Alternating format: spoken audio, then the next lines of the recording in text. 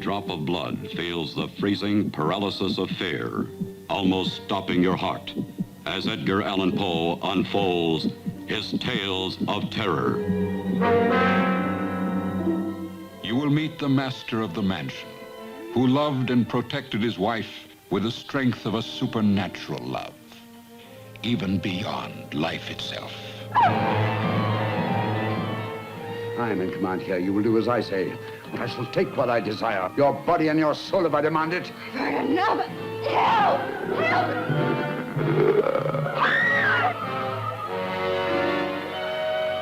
Then you'll enjoy the Black Cat's sardonically humorous tale. It all started at the Vintners Convention, where the lover of wine met the professional wine taster and introduced him to his wife, a darling who delighted in dalliance.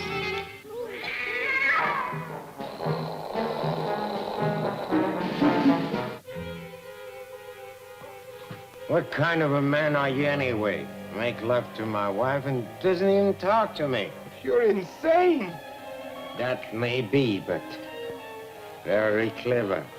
Help! Help! Help! In this monstrous mausoleum of the living, you will witness fury far worse than a woman scorned. The fury of a dead woman's jealousy.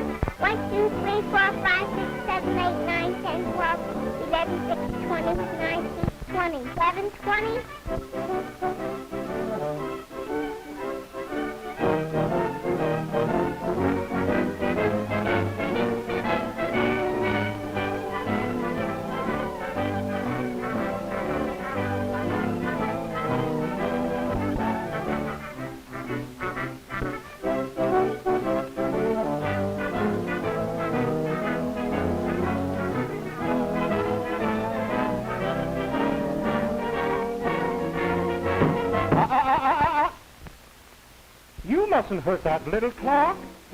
Clocks have feelings the same as you. If you don't think he's alive, listen to his heartbeat. About the time I was a little clock. Clocks are just like real life folks. They have their hopes and joys, and smiles, and frowns, and up, and down, same as little boys. I'll tell a story of Clockland, far away, where clocks have lives and homes and wives and work and sleep and play.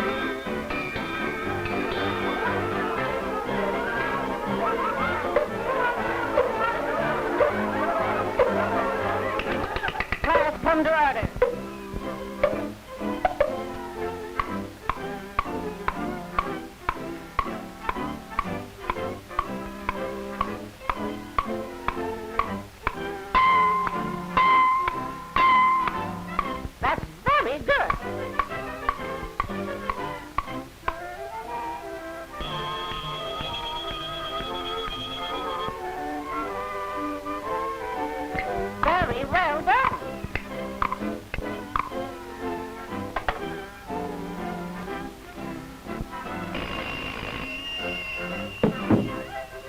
That's very, very good. I wish everybody here was as smart as you.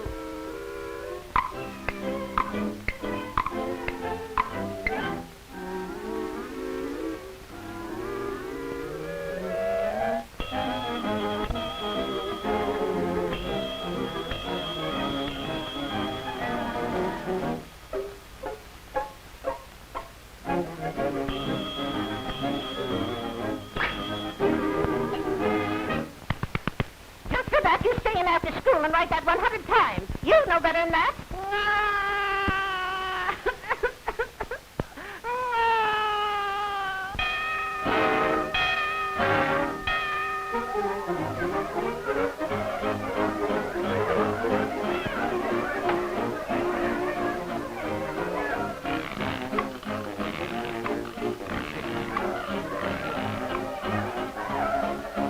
Let's play hockey! Let's play tag! Let's play football!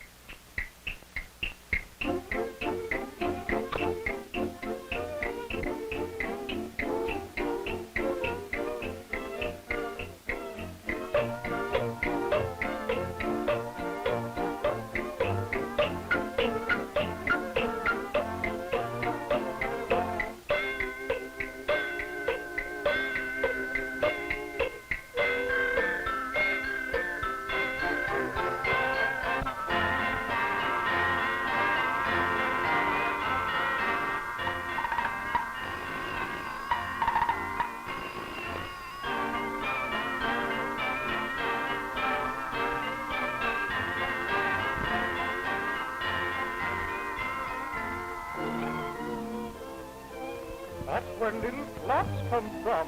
Human too, you see. So never sock a little clock, but treat it carefully.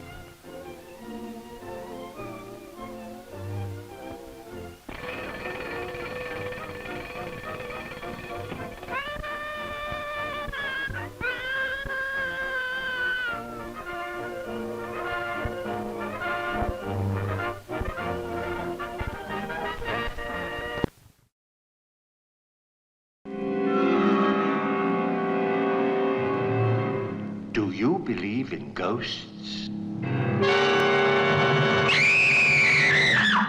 This is the night when fear and horror walk hand in hand. This is Black Sabbath. Starring the incomparable Boris Karloff, the personable Mark Damon, and lush and lovely women, even though one is from the netherworld, a vampire, a Vurdalak. Black Sabbath, as ancient as superstition, as modern as the telephone. How nice you look with that towel around you. You always did have a beautiful body. Beautiful. A body to drive someone crazy. But who are you? Who?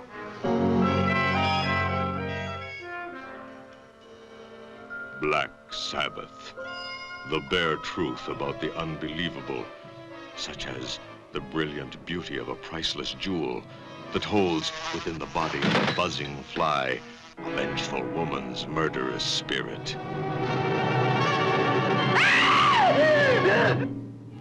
Only on the seventh night of the seventh full moon can the living see the lifeless undead. I am hungry. Is he man or vampire?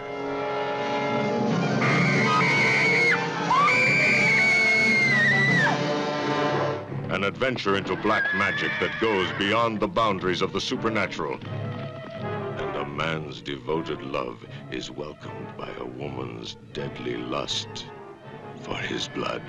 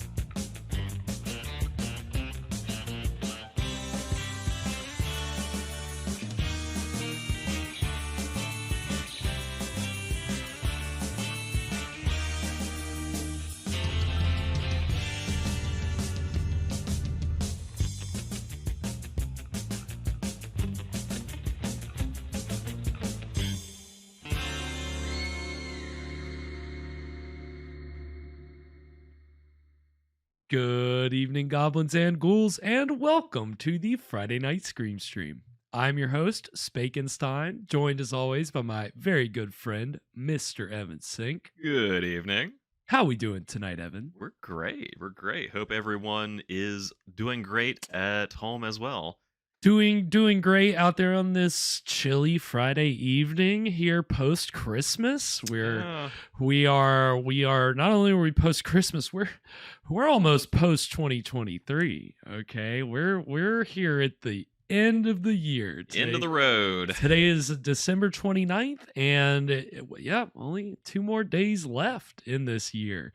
And, hopefully everybody had a good Christmas and a happy holidays, enjoyed their, whether you spent time with family or just time kicking it by yourself or, whatever your holiday traditions may be. We hope you had a good one and found some good movies to get you through the what may be the hectic holiday season for some, but it's all winding down. It's all downhill from here. Much like this season of the Scream Stream, because this is the 5th movie of season 8. We're about halfway through, and it's our last feature presentation of 2023. Our last show. Of 2023. Yeah, you can put a dramatic pause on that. If you want to wait, you could wait 30 minutes and really spring it on us when we least expect. No, it is the last show. And we're very, very, very excited to be here with all of you tonight. Here back on YouTube, we as we regularly deal with copyright issues here on this show, but we're public domain. That's what we show here for the most part. And I always notify if it's not public domain, put a little, some fair use context on it. But we're always public domain here. So we usually get our copyright stuff straightened out. This one took a little longer. So we weren't with you guys on Wednesday, but we did do our mini-sode. And happy that the strike has been lifted and we're back here with you all this Friday evening for this last film of 2023, which is pretty interesting because it's our first horror anthology film. It is a 1972 horror anthology entitled Encounter with the Unknown. Ooh, and it is paranormal ghost stories, 3 paranormal ghost stories, and they're narrated by someone that pretty much any fan of this show should be familiar with. One Mr. Rod Serling, who if the name isn't familiar, then maybe you've heard of a little show called The Twilight Zone. Maybe you've heard of it. It's pretty underground. I don't know if you've heard of it. Yeah, it's a little niche. Even though every New Year's Sci-Fi plays a 48-hour Twilight Zone marathon, which, of course, is why I decided to show this as our last film of 2023, our New Year's film. We had a New Year's themed film to close out 2022 last year. So I was like, okay, I gotta stay on that theme. What can I find? Here, come across this Rod Serling narrated piece, and I'm like, okay, well, I associate him with New Year's. Of course, he's my guy. He's my New Year's guy. I'm always hanging out with Rod Serling and the funky bunch over there at the Twilight Zone, doing all their shenanigans. And Rod Serling not only is the host, he's the creator, he's the writer of the Twilight Zone. He is not the creator and writer of tonight's film, unfortunately.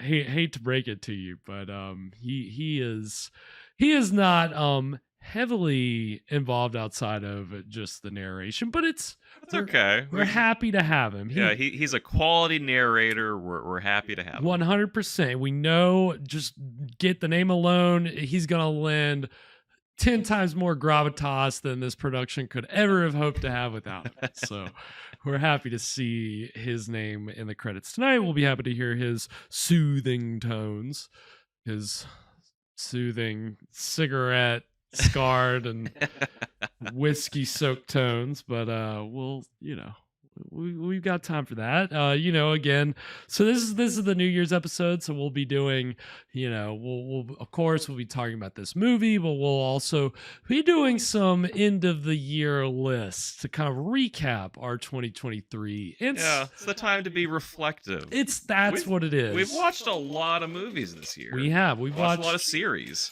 Yep, we've watched a lot of serials, a lot of TV series on top of the movies. It's easy to forget that on Wednesdays we're always watching these other supplemental public domain pieces, but they do count for something. So it's important. Yeah, it's important to reflect on what we've subjected our audience to this year. And so that's what we'll be recapping, some of the fun, some of our favorite things that we've seen in the movies this year.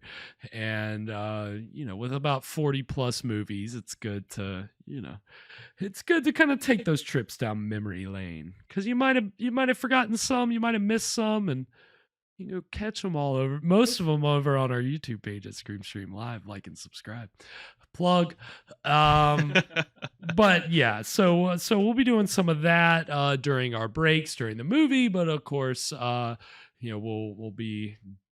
also be talking about horror anthologies, movies, and TV shows, and we've seen a few horror anthology series. We haven't seen any movies yet. Yes, that's kind of the cool thing about horror anthologies, is that they kind of have a stronger foothold in television before they became kind of a subgenre of horror film. Like you can find a few examples before the 60s, which we'll talk about later, but by the time they started making horror anthology movies, you already had a few of the shows that we watched on this on our minisodes, Lights Out and 13 Demon Street, just to name 2 of 4, which we'll talk about them all later. So very excited to kind of be going over this for the movies for the first time. So this will be a lot of fun. And of course, as always, Evan brings us a delicious cocktail to pair with the evening's film and a little segment which we call... What were you drinking? What are we drinking tonight, Evan? Well, it's New Year's, and of course I want to do a send-up to Mr. Rod Serling, since we have him tonight. And I found a cocktail that I think fits him pretty well. So tonight we're doing a variation on the coffee and cigarettes cocktail. Sounds appetizing. Yeah. And Mr. Serling, he loved his coffee, loved his cigarettes, and also the Twilight Zone, the show, was sponsored by coffee and cigarettes. It was sponsored by Sanka Coffee and Chesterfield Cigarettes. And so that's what I've decided to name tonight's cocktail, this variation on coffee and cigarettes. We're calling it the Sanka and Chesterfields. So if you'd like to make this at home, you'll need some gin, some coffee liqueur, creme de cacao, tonic water, and for a garnish, we've got a pinch of cinnamon and some crushed coffee beans, not ground, but crushed. Very important. Yeah, crushed. Yeah. I mean, you could. I think the idea with this one is that it's meant to look like you've ashed your cigarette in like a cup of old coffee. Nice. So not a very visually appealing drink. So, if, by the time that we finish these, if our voices don't sound like all like, like we've just smoked a full pack of cigarettes, I'm going to be severely disappointed. I'm fully expecting the, I can already feel the ash on my throat, toughening it up, my vocal cords.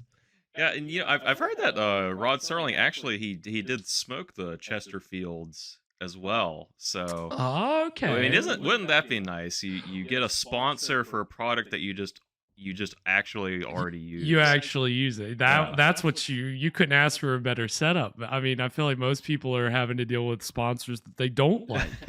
Like why would I support it? Thank God they're giving me money. But yeah, I mean, he had it made, and I was going to give you some of my research. I read today that he would smoke 3 to 4 packs of cigarettes a day. So much, man. Ooh, man. So anytime you see him, I mean, he's on screen. He's always got. He was in Twilight Zone. Yeah, there wasn't a time where he wasn't. You either he had the cigarette in his hand, or when he walks on the screen, he's coming to a cloud of smoke behind him. It was one or the other. It was always that way.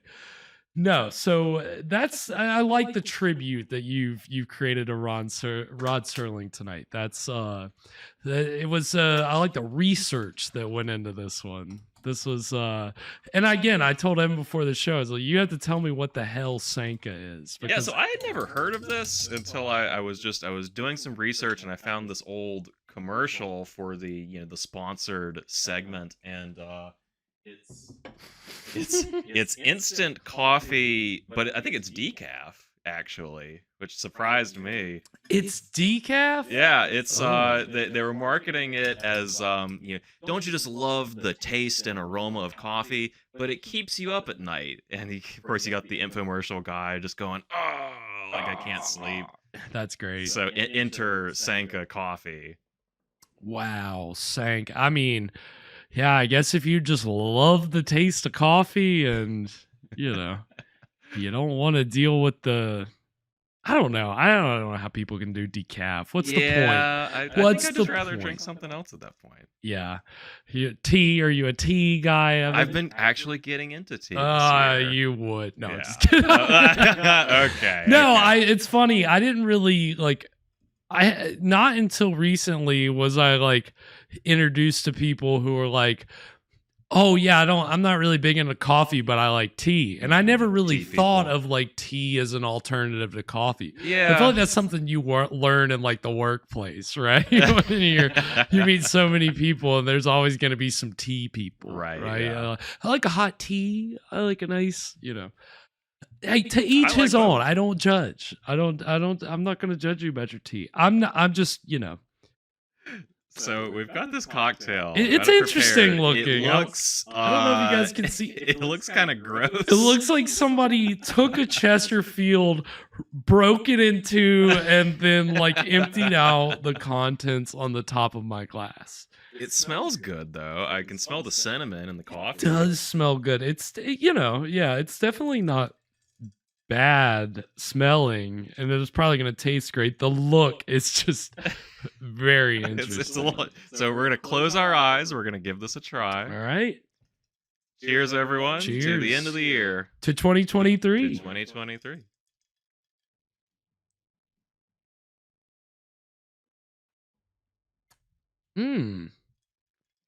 That's pretty good. That is really pleasant. It's really fresh isn't the word that I want to use. It's very light. The Light. tonic water. It's light. It's bubbly. It's got kind of a bitter aftertaste. I'll say bit, that. It's a yeah. little bitter, but it's definitely got a very pleasant. There's some sweetness in there too. There's kind of a play between Mhm. the sweetness up front and then the bitterness on the back end. Yeah, I can feel that. Yeah. God, it's good. Yeah, I like that one. That's a pretty Don't it's let the look fool you. surprisingly good drink. Don't be fooled by the grotesque nature of this cocktail. It is actually delicious. Yeah, this is you've done it again, Evan.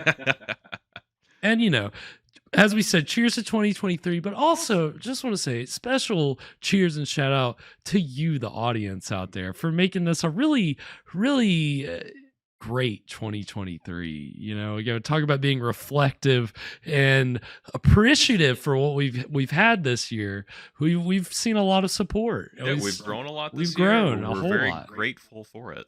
We really are. We can't say it enough to everybody that's watched our videos on YouTube. You've commented, you've liked, you've interacted on the other socials. That's what the show is all about. Yeah, thank you so much for coming on this journey with us. And stick around for many more years. We're going to keep it going. We will not run out of public domain movies because, of course, as you know, things enter the public domain every year. So we're going to be light on horror for like 2 or 3 more years, and then the good stuff starts entering the public domain. There are going to be some light years from time to time. Okay.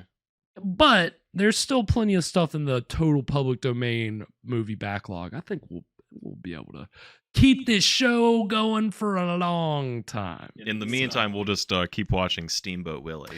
We're just gonna watch it on a loop for 2 hours one night. That's gonna be our mea culpa, is to really give the finger to Disney. It's like you can't do anything about it now, and just watch. No, I'm kind of afraid to show it because I think there's probably still some content ID.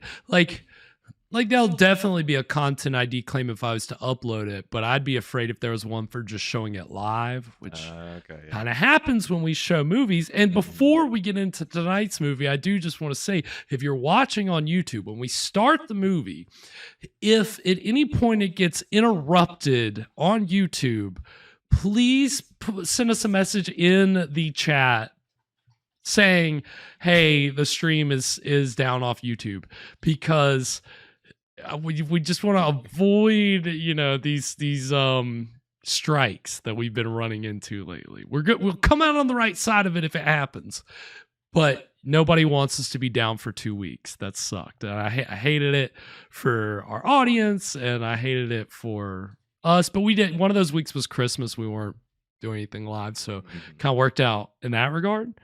But suffice to say, if the stream goes down on YouTube, let us know. But this movie's definitely public domain. Yeah.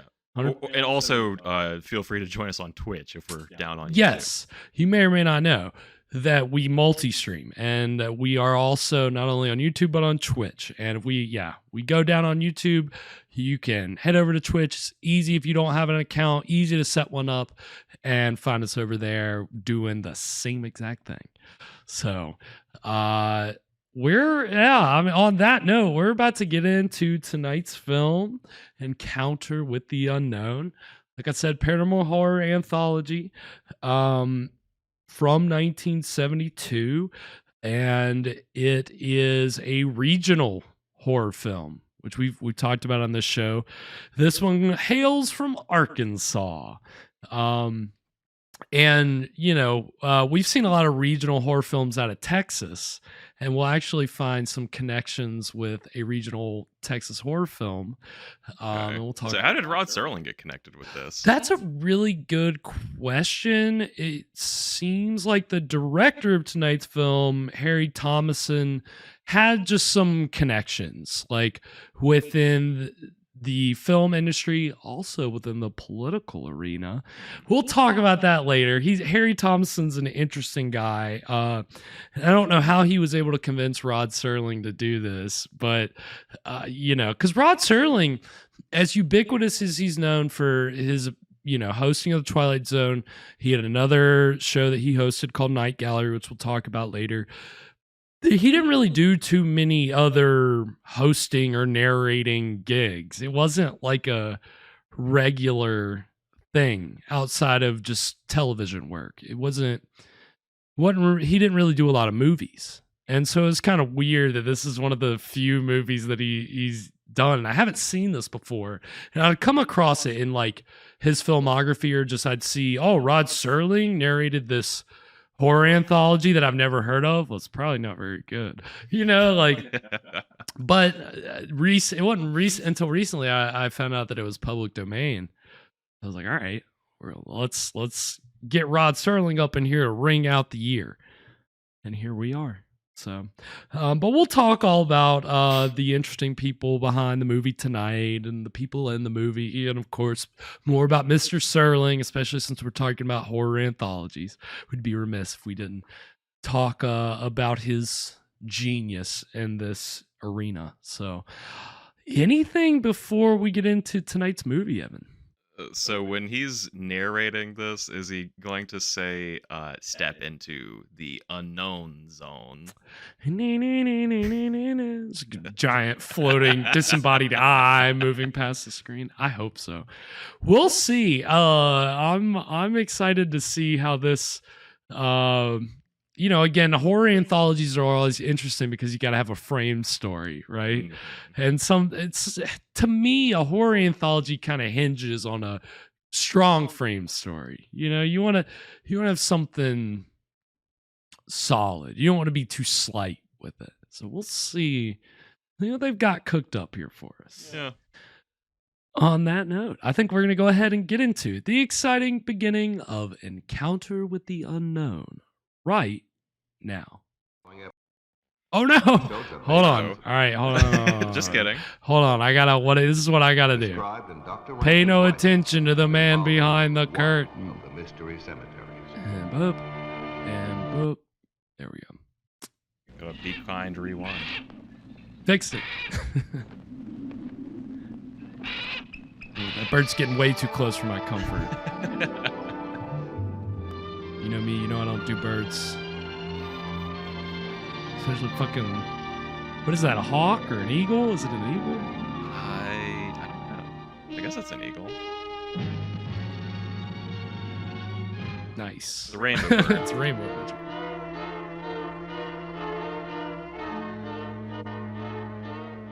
bird. Beautiful Arkansas. Centronics International. It sounds like a computer company, but here's a horror story. You're in Arkansas. Get me out of here.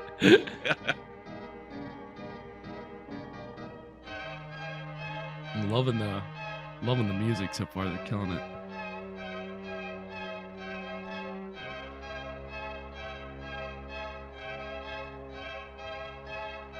All right. In a cemetery, starting good.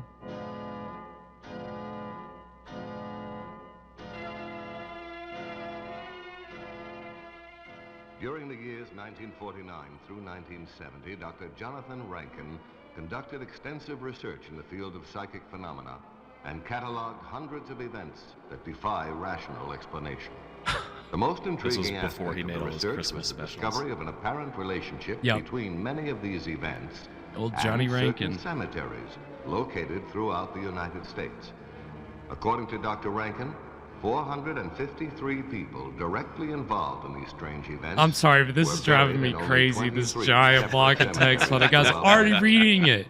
This apparent final grouping of people who were touched by the unknown is referred to in parapsychology as the Rankin cluster phenomena. It's like a bad PowerPoint. Nobody's gonna read all this text. What are you? Why even have it there? And involving one of the mystery cemeteries.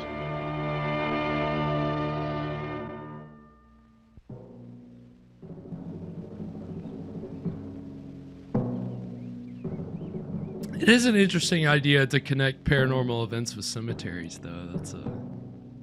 There's obviously no real Dr. Rankin, but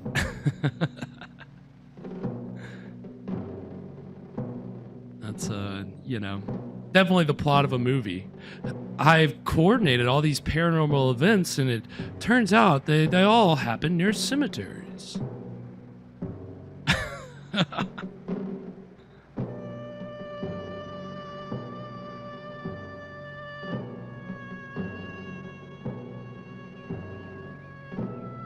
Nice dirge.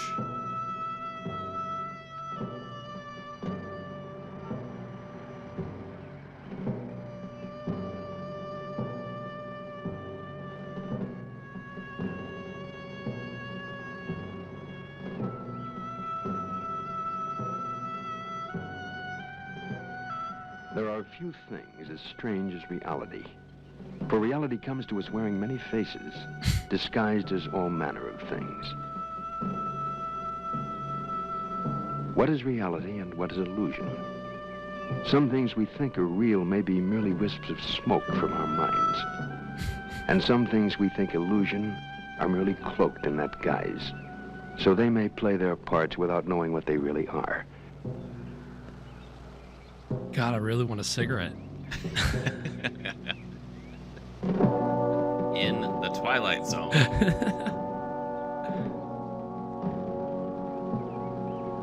Yeah, you can't see him physically, but you can see all the mannerisms he's making as you hear that. Yeah.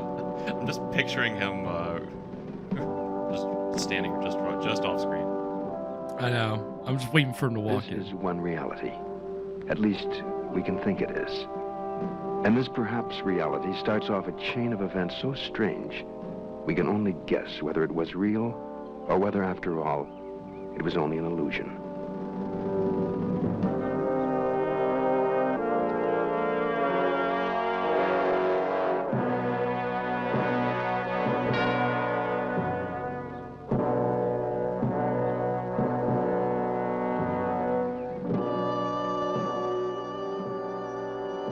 I could just sit and listen to Rod Serling just kind of babble on about reality. Musing on the nature of reality. For hours.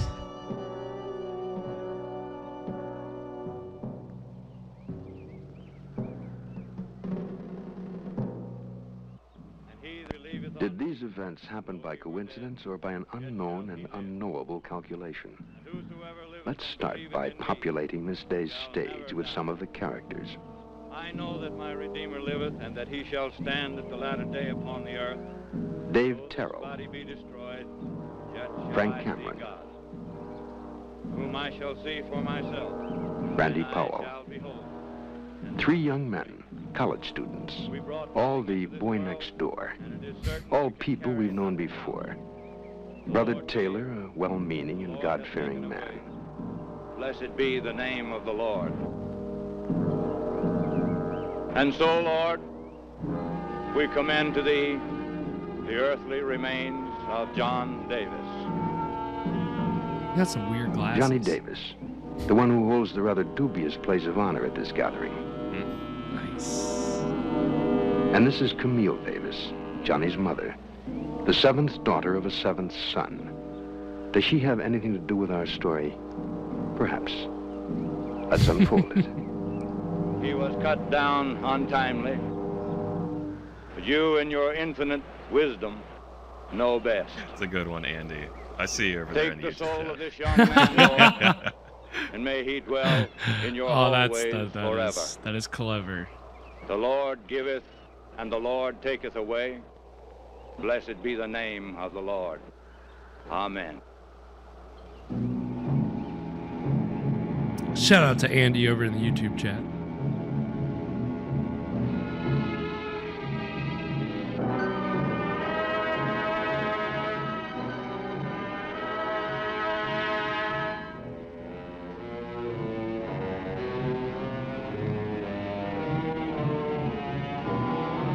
What?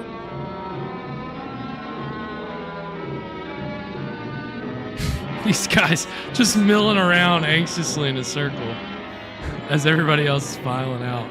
Certainly don't look suspicious.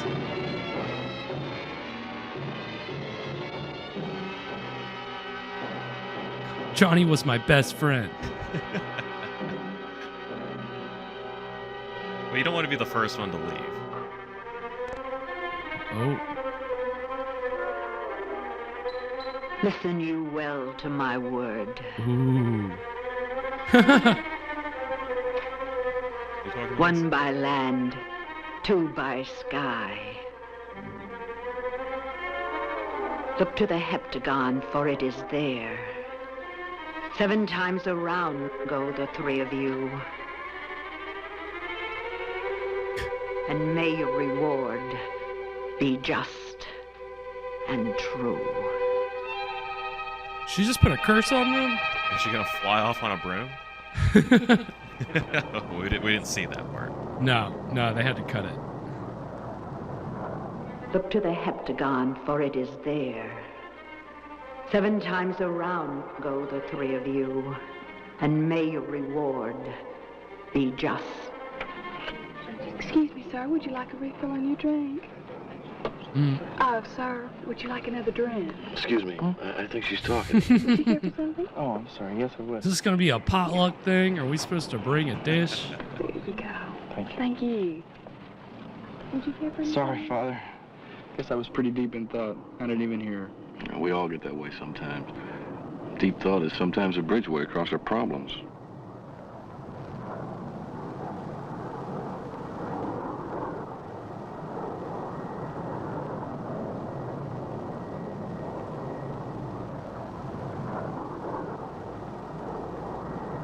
Father, do you believe in the supernatural? Oh, here we go. I'm sorry.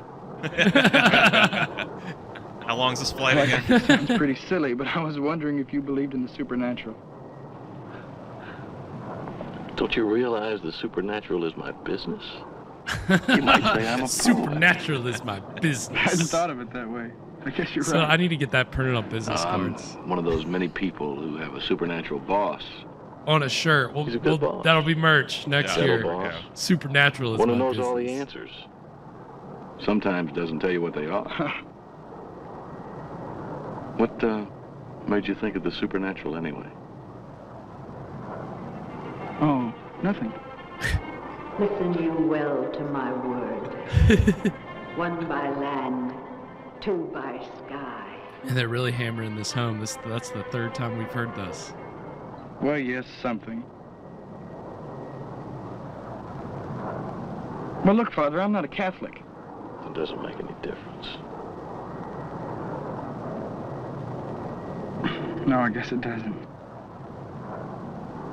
Something has been bugging me for the last couple of days, and I really need somebody to talk to about it. So, I've got 2 ears. Talk. Well,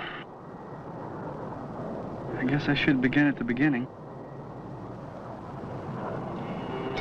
It's It all usually a good started in place the to school start. hall. Randy Powell, this friend of mine, and I, and Dave Terrell. We're all roommates at State. I'm sorry, Father. I'm Frank Cameron. Good to know you, Frank. I'm Father Dwayne. Good to know you too, Father. Father D. Well, anyway, we were at this pool hall, just having fun, and there was this guy there, Johnny Davis. We were just sort of kidding him around, you know. We didn't mean any harm. Bud on tap. Sure, she's ready. Don't you think so, Dave? Sure she is, man. She was ready last night. You know what? What? I'll bet we could fix old Johnny up with her. Oh, I don't know, man. She might be a little tough for him. What do you think, Johnny? Who is she? I don't know many girls. She's a new kid that just moved in down the block. She's about 17 and, well, you know. Hey, Randy, why don't you give her a call? We can send old Johnny over from right here. All right. I'll just do that. Oh, no. Dramatic How irony. ominous. Yeah. Oof. We already know this doesn't work out too well for poor old Johnny. Poor, simple Johnny.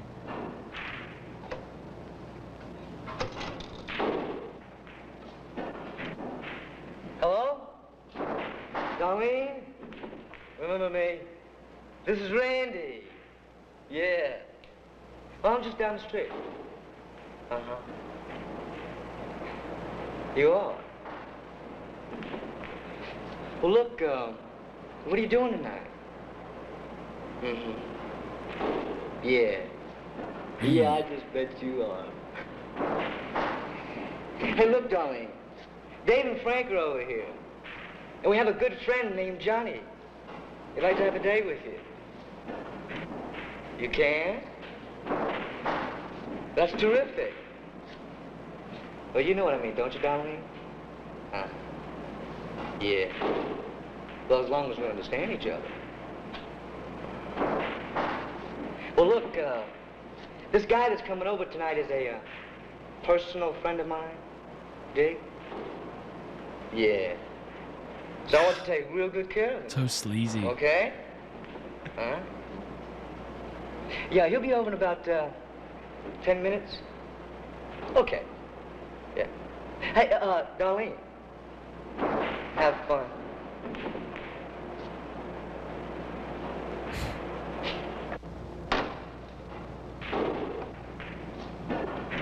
Well, she wants to see him.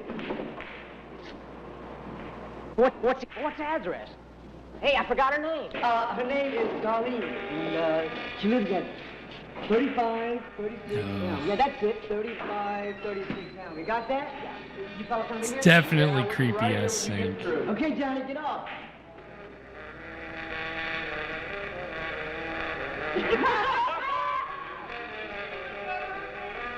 Oh, no. Not good. Hey, man, where was that address you sent him to? I don't know. What difference does it make?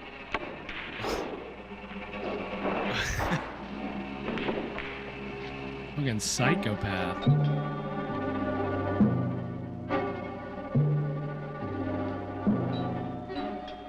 Who's there? It's me, Darlene. Johnny. You know, Randy called.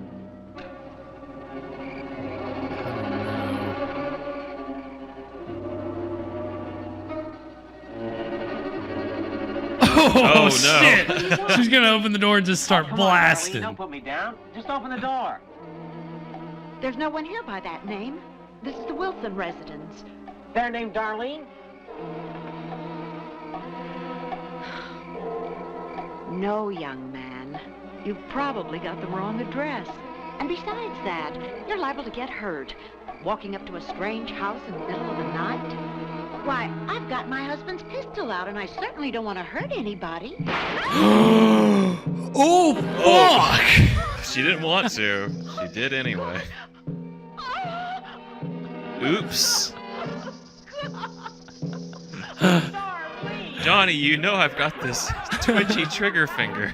I love how as she's talking about it, caught me totally off guard. Was not expecting. I know that I shouldn't have had the gun in the house, but my husband insisted because he travels so much. Oh my God. Damn, this He poor was old just woman. a child. It's all right, Mrs. Wilson. It was a tragic accident. Now, I'm sure there won't be any charges, but you understand you'll have to be at the station tomorrow. I'll tell my husband. Who was the boy? John Davis lived about 6 blocks from here. Is there any reason why he might have come here? No. All I know is he asked for a girl named... So that's how it happened, Father. Damn. If it hadn't Brutal. been for our damn fool trick, Johnny would still be alive today. That priest. What is it? I know it's upsetting. What do you say to that? A lot of times, without meaning to, we set into motion things we can't control. Now, maybe if you... Wait a minute, Father. I know what you're going to say. I've heard it before. But that's not the end of the story. In fact, I'm not sure it's got an end. Go on. Well, we all went to the funeral. Not a big town. Everyone knew and liked Johnny. We could have cut our own throats. Anyway, after the funeral, his mother turned to us and said the strangest thing. We're gonna hear it again. Listen you well 4 to my words. more times. 1 by land, 2 by sky.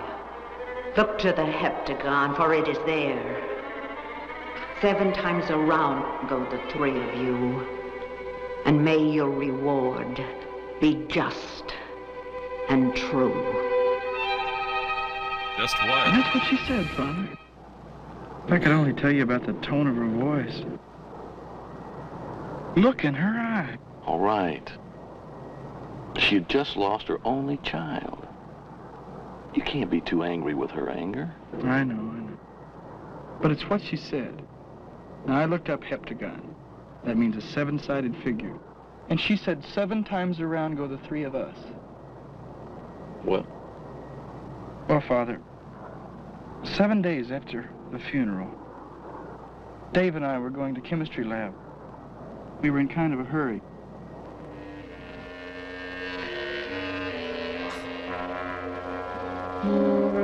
Hey, man, you did. Yes, I did. I got her right upside the head, man. Really hit her? Yep. She just pushed me too far, and I just to haul off and let her have it. I don't think I could hit a girl. What? Hey, listen, man, I gotta cut Oh my God. What conversation? This movie is just one left turn after another.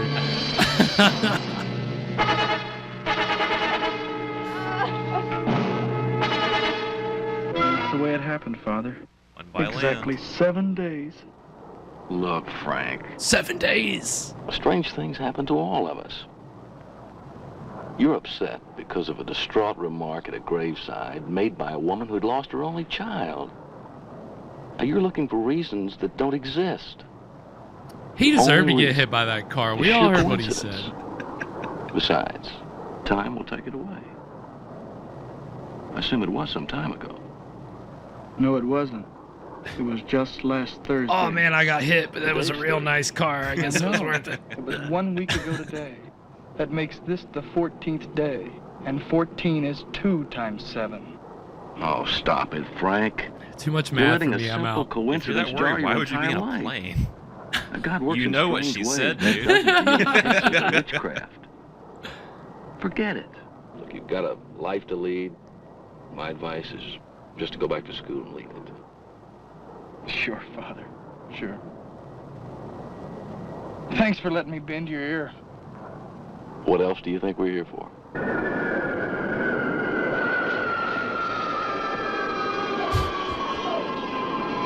Oh, he made it. Touchdown. Touchdown!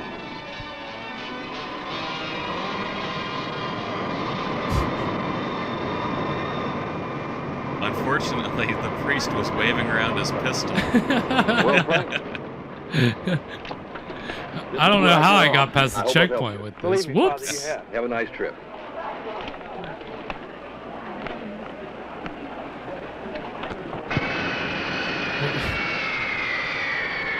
We're with the priest now? Now he's the main character. Was not expecting that. I don't know what all... Andy, I'm with you. I don't know what all this multiplication is. 7 by 2 equals 14. That's just... This is way too fangled for my brain to wrap around. What? Holy shit. Flight 180 crash. Oh my God, where are they taking home or baby? This looks like a job for Super Priest. Well, I mean, that's the ultimate time that you need a priest, right? Right, yeah. How much? Look at all the last rites he's got to give. I've got souls to save. He really does, though.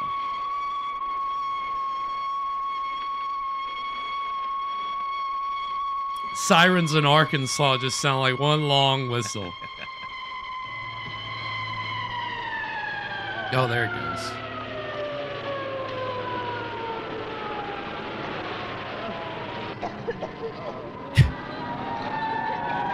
People just scattered all over the ground.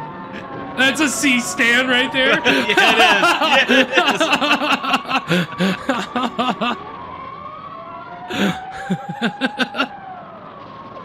They had that in the back of the ambulance, right? Oh, man. I love that. It's just right in the middle of everything. It's okay. No one's going to notice.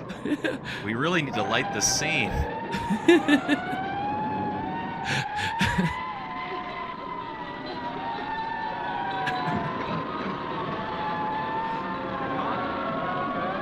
I mean, I guess they just didn't care. Like...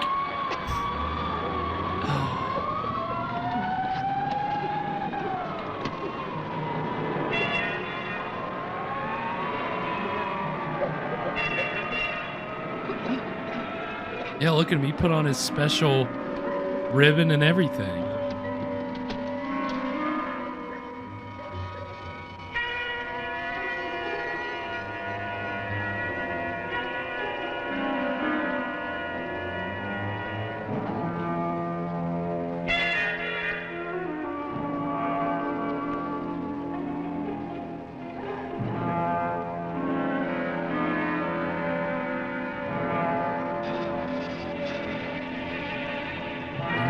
They're really dragging this out. Yeah.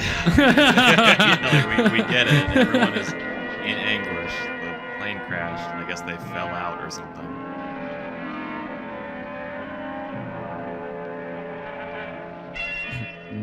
C-stand still again. Yeah, Andy, that's... We got a Groupon.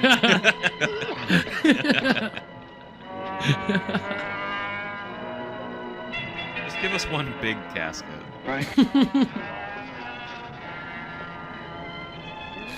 Way cheaper. Frank. Hello, Father.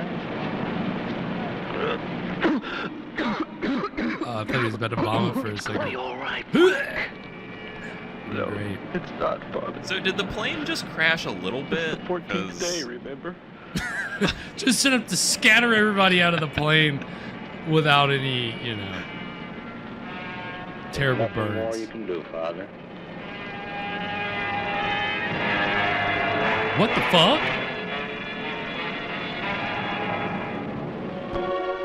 That was cool. Yeah. Well, 2 down, 1 to go. Is that like the curse transferring to the father, though, or something? Father, snap. Could I talk to you a minute? Something's bothering me. Well, certainly, Father Dwayne. Shall we go inside? No, that's not necessary. What I have to Light's ask way better is out here. so strange and unreasonable that not only do I want God and you to hear it, I want the outdoors to hear it too. Couldn't be as bad Always as got that. a reason, a real reason. Well, probably not, Father, but if you remember, I had just gotten off of Flight 180 before that crash. You recall 7 people were killed. Yes, I do. Terrible thing. It was last Thursday, wasn't it? Yes, 7 days ago. 7 days. Let me tell you the story that one of the more unfortunate people told me. I wish you'd just tell the whole thing again. Really had that runtime. How the father tells it like he was there. So vivid at telling this story.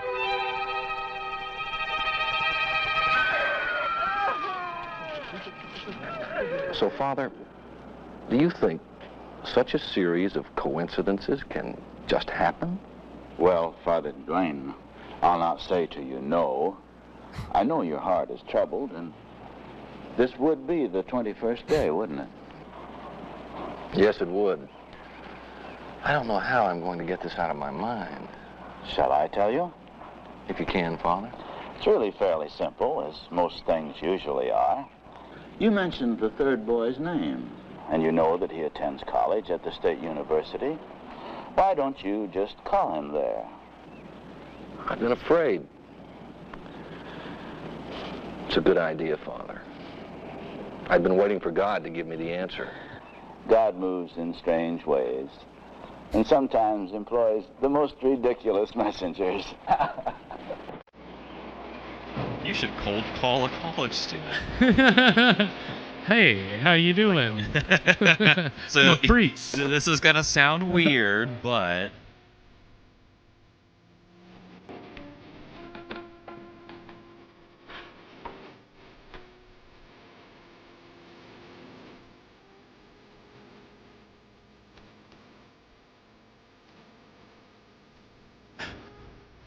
They're trying to do a slow zoom, but they can only do like little increments at a time. Yeah? Randy Powell? No, this is Joe Spoon Hall. He ain't here. Sort of important. So Arkansas. Oh, I'm sorry, sir. I was just kidding. Randy's gone for the day. Are you have it call dead you when he gets in yet? to see me. Yeah, Andy. Just cut right No, through. stop That's skydiving. what the priest should do.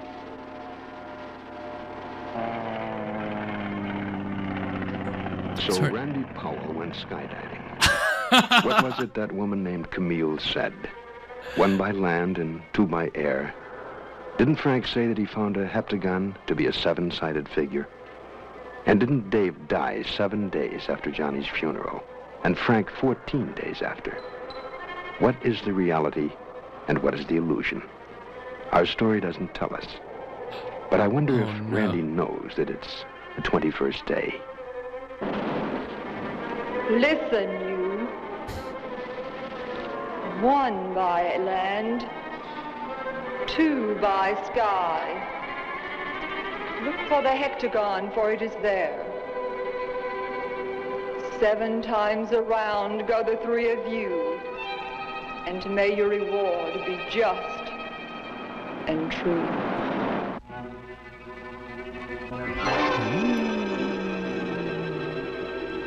And that is going to take us to our first break.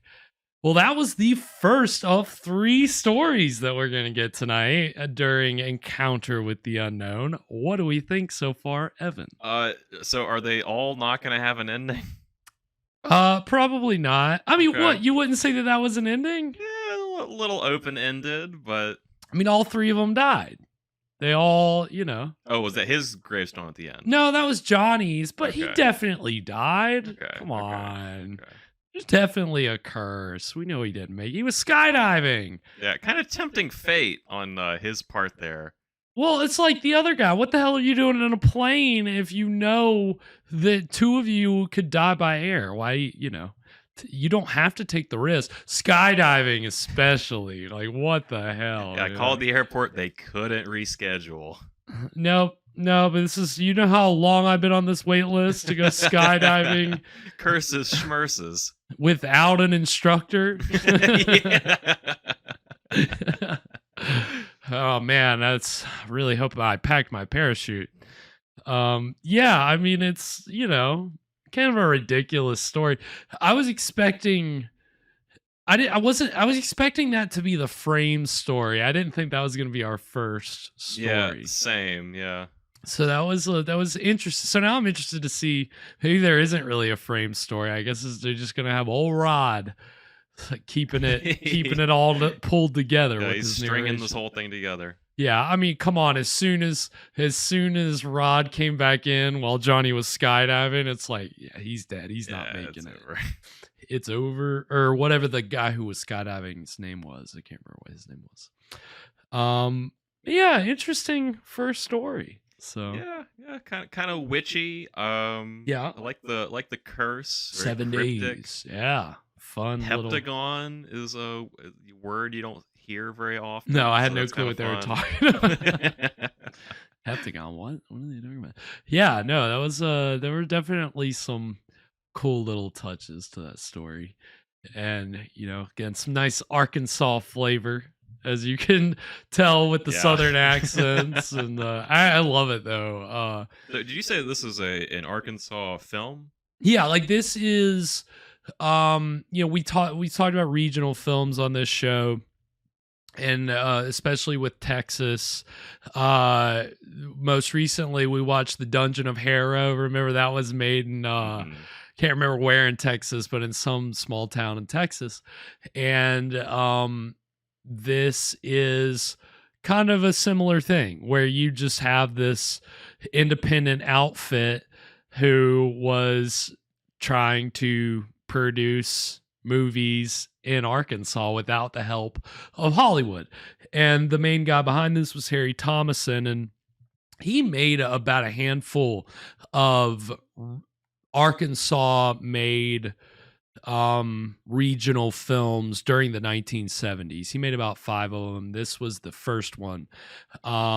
He made, I think, 4 other horror movies, or horror-ish movies. One was filmed simultaneously with tonight's film.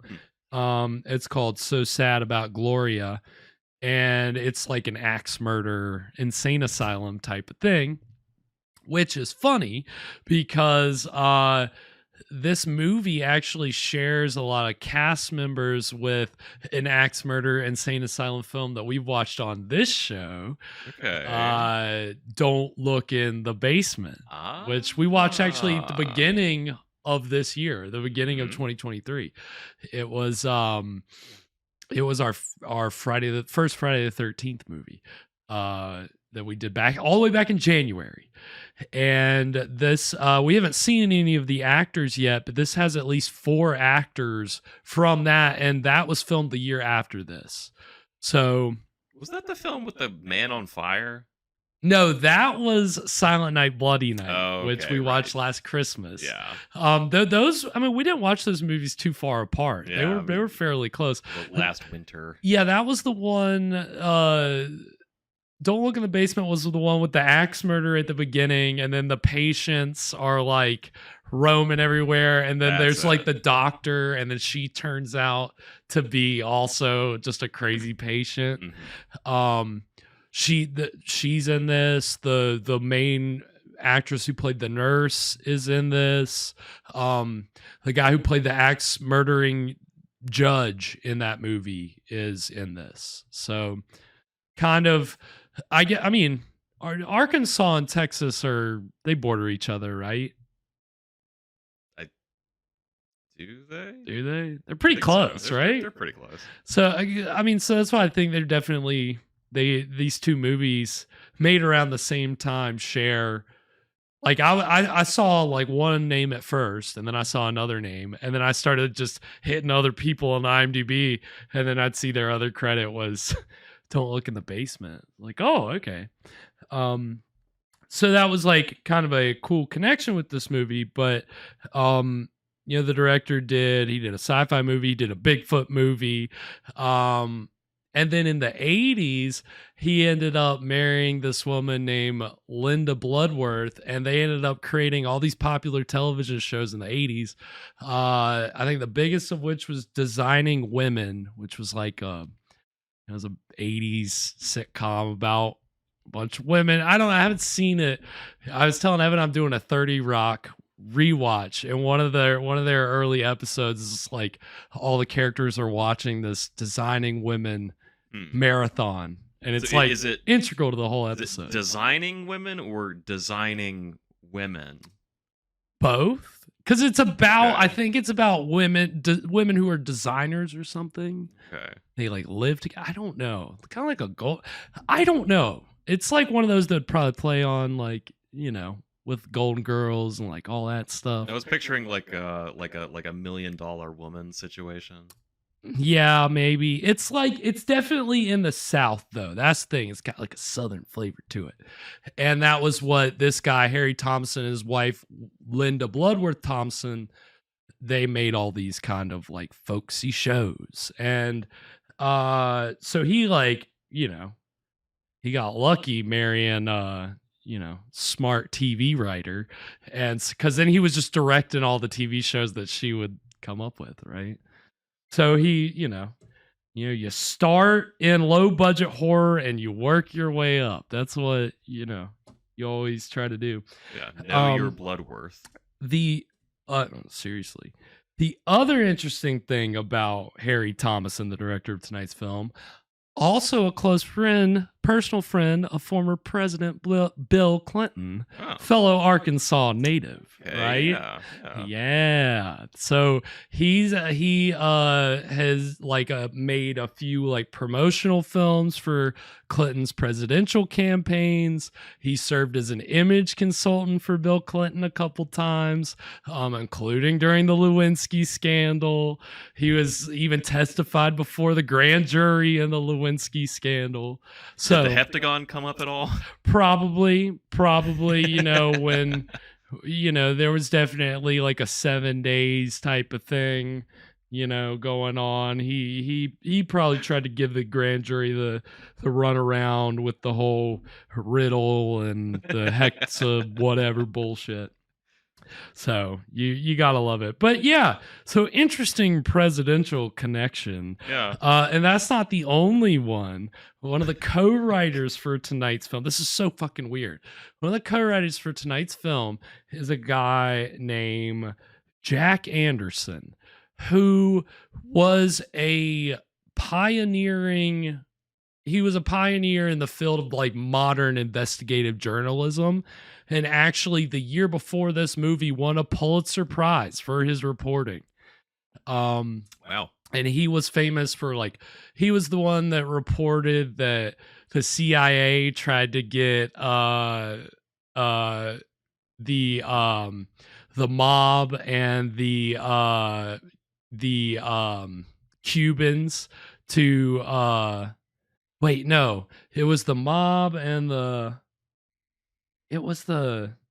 I don't know. He mob was and Bigfoot. The CIA. It was the CIA plot to get the mob to kill Castro. Oh, okay. That's what it was. Yeah. He uncovered that. He a lot of Nixon stuff. And apparently the year before this movie came out, he was the target of an assassination plot by members of the Nixon administration. What? They met with a CIA operative to figure out how to carry out this plan. This is how much this journalist was hated. Even J. Edgar Hoover hated this guy.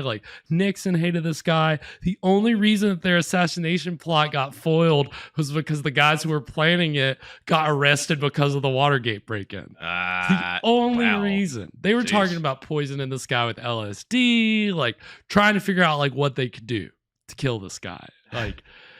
And he wrote one of the stories in this movie. So how fucking weird is this? Is Weird only connections. Movie writing credit.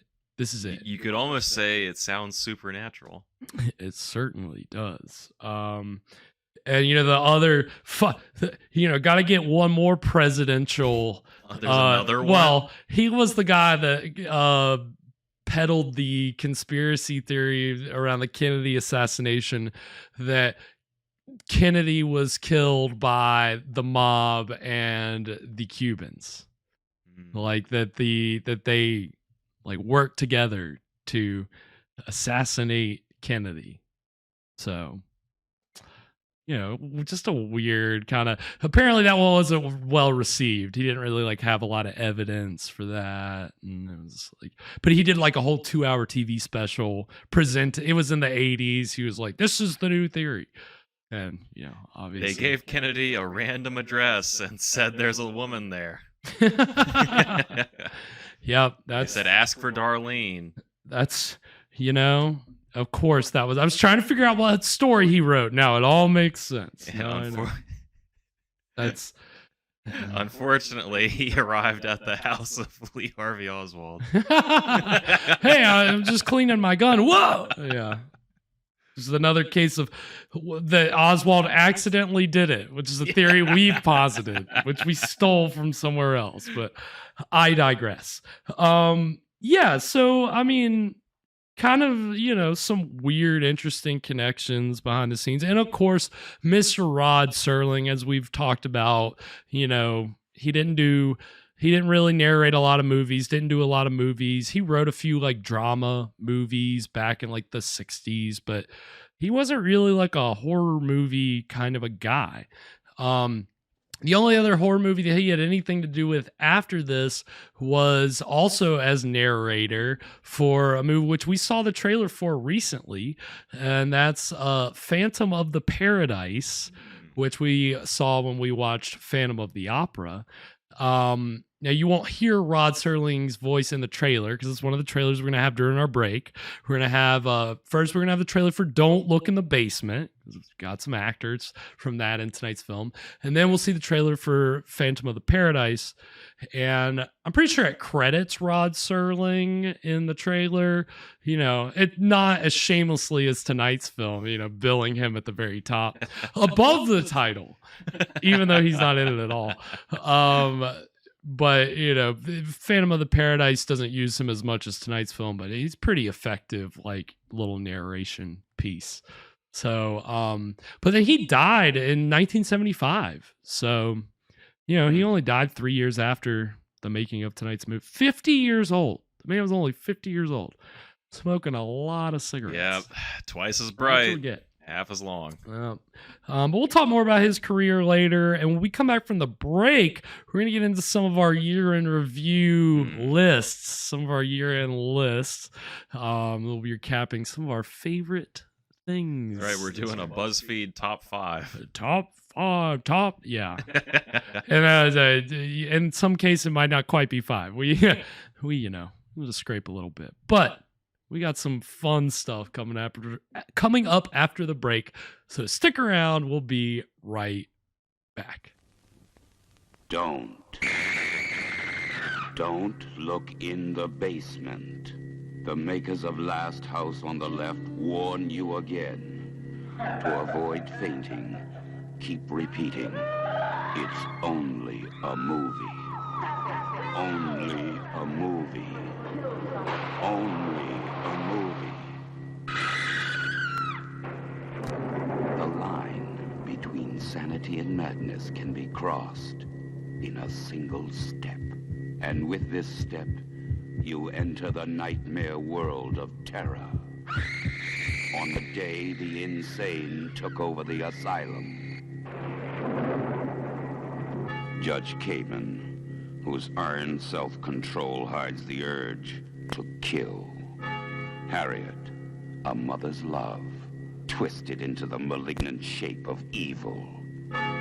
The sergeant, living in the hell of an aimless war, fighting a battle within himself that he lost long ago. Allison, in a desperate need for love, an obsession that could drive her to murder. Danny, whose sense of humor triggers a violent act of revenge. Dr. Masters, who has her own idea of the gentle art of healing. And Charlotte, who left the world of sanity and security, only to be trapped in the nightmare world of madness, a nightmare she cannot escape. They all met on the day the insane took over the asylum. Don't look in the basement. From Hallmark Releasing Corporation, rated R.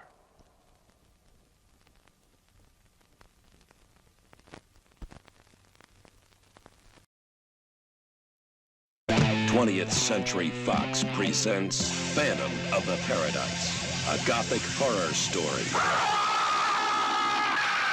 What was that? Our love. A beautiful love story. Oh, love, baby. Like a circus. A cinematic odyssey through the rock universe. From Greece to glitter. Wow! And beyond.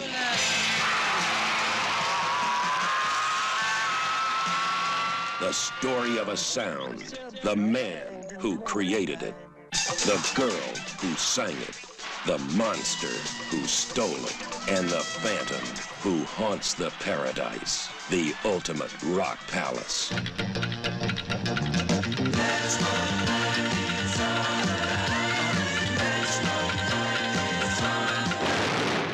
Phantom of the Paradise. My music is for Phoenix. Only she can sing it.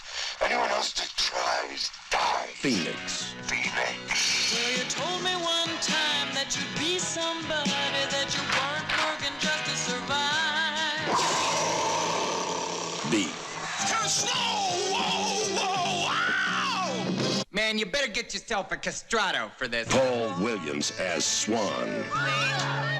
And the angels that defeated them. I want you to stop terrorizing the paradise and rewrite your cantata. And the Phantom. Stop and try me, only you might satisfy me,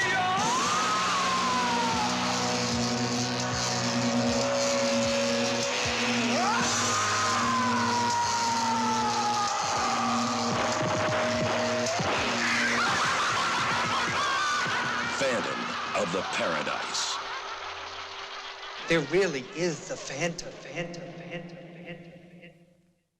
You gotta love an echoing ending. There on a really trailer. is a phantom. Phantom. That was great. And we are back. So yeah, trailers for what was the Don't Look in the Basement. And of course, Phantom of the Paradise. Two fun movies. And of course, you can check out Don't Look in the Basement on our YouTube page because we covered that movie. Crazy movie. Pretty ridiculous. We had fun with that one. And that's a movie that we watched this year. And so we're going to get into kind of our year in review. We've got 4 lists in total covering some of our favorite things that we've watched this year. We're going to go over 2 of our lists now and then 2 of our lists during the second break. Okay. But yeah. Could I add a 5th? Maybe. Oh, you absolutely. Of course you can. Whichever, and you can do it now or you can do it later, whichever you prefer. But we'll go ahead. We'll start with this year 2023's favorite creatures. So we've seen a lot of creepy creatures this season. Some definitely more well designed than others, and some thrown together at the very last minute, but all, definitely some pretty impressive creatures and some fun to watch creatures. Very silly looking very creatures. silly, yeah, a lot of silly looking ones. But what are some of your favorite creatures this year? So I ended up getting 5 for this one and an honorable mention. None of mine are in any particular order. I just don't have them in any order. And so I'd say first one was the titular creature in Creature of Destruction. I don't know if you remember that tennis eyeball swim cap wearing Gill Man. Yeah, we've had a couple this year that have just looked just great. Pretty ridiculous. I think all the ones on my list are the ones that have looked ridiculous. Of course, 2 Roger Corman monsters made the list. The alien from Night of the Blood Beast, which I don't know if you remember, just kind of looked like a giant rug. And then the leeches in Attack of the Giant Leeches, which just looked like, giant raincoats. Pretty much. And, some pretty thrown together designs there. One that I actually thought was a little hokey in some spots, but I did like the monster really genuinely was the monster in The Manster. If you remember if you didn't see that, that was one where basically a guy his what is it? His the missing link side of him starts to split off from his body, or the bad side of him, or like a 2-headed Jekyll and Hyde kind of thing. he sprouts this head and then eventually completely splits apart, and it's his evil side. But that was, even though there was a paper mache head at one point, it was still, some pretty good effects. Yeah, that was a fun one. I like that creature, and of course, we didn't see a lot of this one, but Bigfoot in The Legend of Bigfoot, okay. I take that. Even though you could see the heel of the guy's foot sticking out of the back of the costume, it was still a pretty good time.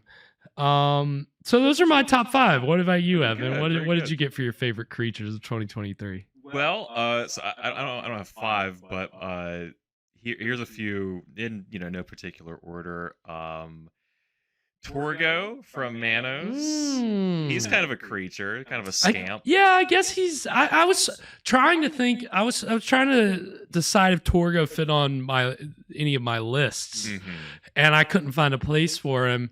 But I guess he's some kind of creature, right? Yeah. Whenever I was reflecting over the movies, there's some crossover between villains and creatures. Yes, 100%. Torgo, I wouldn't exactly call him a villain. Yeah, I wanted to put him on my villain list, but he's a henchman. But creature for Definitely sure. a creature. That's good. You have to give some love to Torgo. That was a great performance. Yeah. A great. God love Torgo. Yeah, if you haven't seen Manos: The Hands of Fate, you really need to go see it. It's on our YouTube page. Go check it out. Give some love to Torgo. I've also got I have it written down as Atomic Lugosi from Bride of the Monster. That's amazing. Yes, where they make Bela Lugosi huge and then he blows up like an atomic bomb. Yeah, that was pretty great. I didn't end up putting Bride of the Monster on any of my lists, but that is very inspired because he's definitely a creature. He is giant. I love that. Even though He's it's huge. a stunt man, it's still pretty great. Lugosi just, and close-ups of his face, just turning left, turning right for that whole 5-minute sequence, mixed in with some stunt double who is pretty tall. And, my favorite creature, and is kind of also a villain, but it's got to be Count Orlok. Ah, yes, I did have him on my villains list. I He's didn't know kinda if both. he's definitely both. He's definitely a creature. But that's always the thing that kind of freaked me out about Count Orlok, is the way that he so obviously looks like a creature but is treated like a normal man. When Hutter comes to the castle and is doing the whole thing, it's this dude does not look like a normal dude. He is clearly a monster. What? And he's just sign this contract, please. And it never made sense to me as a kid. Just it's what just people look like in Germany, I guess. Yeah, they're just a bunch of weirdos in Germany. No, just kidding. Now, my one honorable mention for favorite creatures of 2023, and I say it's an honorable mention because it's not technically a creature. It's the the titular monster from The Beach Girls and the Monster. Okay. Because I mean, you gotta love that costume. It's You gotta, great. but that's exactly what it is. It's a costume, and it's not really a monster. Spoiler. It's true. alert, Yeah. You know. Yeah. So when I thought of creature, that was like the first one that popped into my head, and I was like, nope, not a creature. Yeah. And so The guy in a mask. and I wouldn't give that guy favorite villain status either, because he was Yeah, pretty who are your distinct favorite villains? So I'm interested to see how we line up on this, because I feel like it's pretty universal almost in a way. It tended to go more like iconic. And so, as we already mentioned, Count Orlok, of course. Of course. One more recent one, I think he's definitely up there, is Eric the Phantom from Phantom of the Opera. Yeah, he is iconic. I think he was pretty diabolical in this film version. That they didn't give him the same sympathetic backstory that you get in all those versions out. He's a true villain. More villainous. This in this Phantom. one. So again, Lon Chaney, you're talking about Lon Chaney playing the Phantom. It's an iconic performance. So when he's villainous, man, he's acting through that makeup in a way that is really astonishing. Then I don't know. I'm interested to see if you have this one, but you couldn't have a favorite villain list without Sweeney Todd, Todd Slaughter. Yeah, I mean, he's on my list. The most villainous villain. Like, if I was gonna rank them, definitely Sweeney Todd, as played by Todd Slaughter, is number one. The first thing that came to my mind was something where the villain was genuinely creepy. It's that movie. That's what comes to mind from what we've watched this year. Come here. Just he's just the laugh. The laugh, man. He's so great, and that was such a revelation. Yeah, he's just reveling in his evilness. That's what was so great about that performance, and I can't wait. We will definitely be watching more Todd Slaughter next year. But yeah, you can't have your favorite villains list without Todd Slaughter being on there. And then my last two are gonna maybe come out of left field a little bit. The Master and Manos. Okay, yeah. Because he's, the mastermind with all that craziness that was going on. He's definitely got a good look. Right. He has a great look, and he's got all the wives, even though he's, has to sit around and listen to him bicker all the time. And he's got Torgo and, the Master's great. He's got that dog. The Master's a hero. And then the last one is, just for sheer murderousness alone. And I don't even know if you remember this one, but it is Reno, the main character from The Driller Killer. Yes, he also made my list. He was just so bloodthirsty. Absolutely. And so that last scene stayed with me. Yeah, that's the goriest movie we've seen on the show. Without a doubt. Sure. I mean, he's just running up to people, just drilling them in the back. Yeah, that's a hard movie to watch, really. It was intense. Anything with a power drill? Are you kidding me? I thought that it wouldn't be, just because of budget limitations and all that. I didn't think they'd go too hard with the gore effects, but they really do. And then that last scene is genuinely terrifying without any gore at all. It leaves you on edge in such a and then just fucking pulls the rug out from under you. It's just in a really effective way. And that's, again, the person playing that character was the director of the film, Abel Ferrara. He played that murderous character. He directed the film. I think he wrote it, maybe co-wrote it. So did you have three on this list? Mostly overlap on the list. I thought we would. I can add, I really enjoyed V or Vi from Tormented, the ghost ex-girlfriend who's haunting the main character. Right. I don't really know what it is about that. I just enjoyed that movie. I thought that was just an interesting kind of monster being haunted by your ex. By your yeah, it's funny. She really does give a really not a vicious performance, but she's definitely like relishing haunting the fuck out of this guy. Like, I'm getting back at you. You can tell by the look on her face. She's so good. Yeah, it's a good tight little movie. I don't think about it too much, but underrated, I think. Yeah. One of that director, Burt Gordon, who we lost this past year. One of his better movies for sure. Was there anybody else on your favorite villains? That I gotta give an honorable mention, which I know you will 100% go in with me on.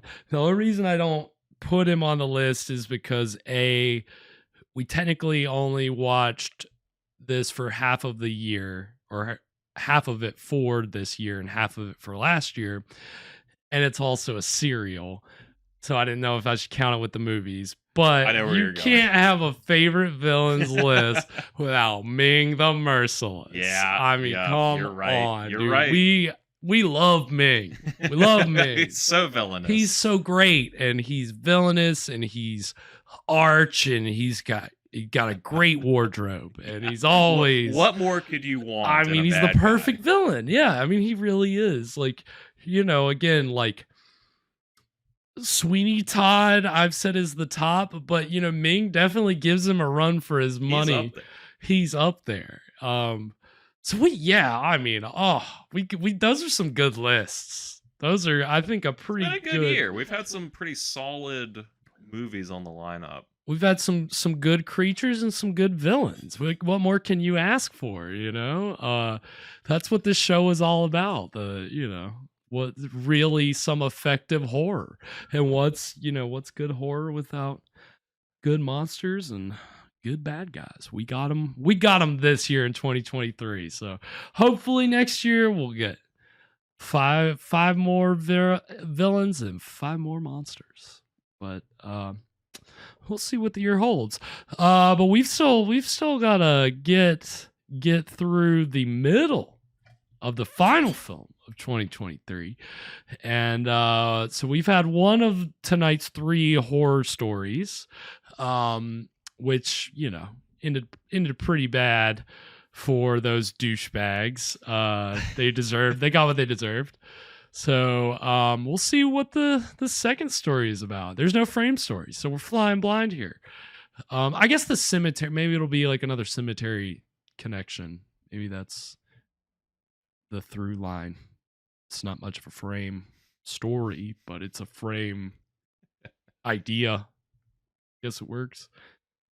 Anything before we get into the exciting middle of Encounter with the Unknown, Evan? So maybe this is a prediction. So the first story seemed to be, or the lesson of the first story seemed to be the importance of gun safety. Right. So I think this story is going to be about the importance of kitchen safety. Oh, okay. We're gonna have a cooking lesson from the 8th daughter of an 8th son. Okay, I like that. I think that's a better frame story, honestly. It makes you think about it. You got to work for it. I think if that's what they do, then they've got me. I'm sold. They got me in. I'm engaged. On that note, we're going to go ahead and get into the exciting middle of Encounter with the Unknown right now. Right now.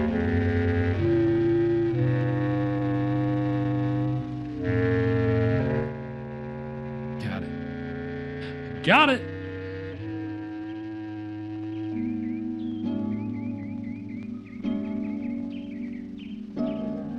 It is tradition that ghosts and ghouls and various other citizens of the grotesque wrap themselves in malevolent mists and deep darkness. Ooh. Horror is a condition existing most often when morning seems farthest away. So it would seem unlikely that this bright spring day in 1906 would begin a horror that to this day haunts a small community in southern Missouri. Ooh, I'm liking this. Yeah, these guys are old for A boy and his dog chased dreams and butterflies back and forth across Saturday.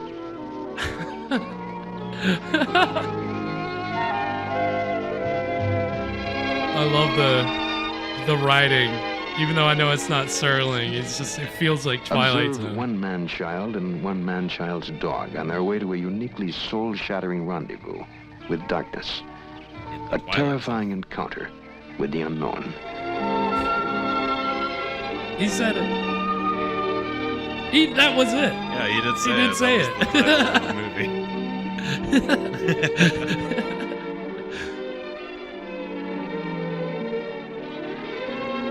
Yeah, what's gonna happen?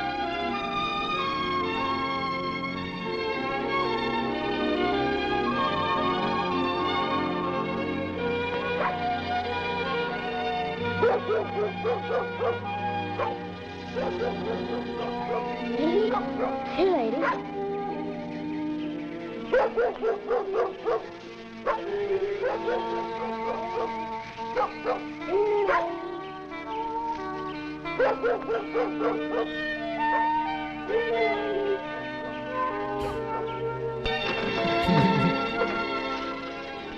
Ain't me.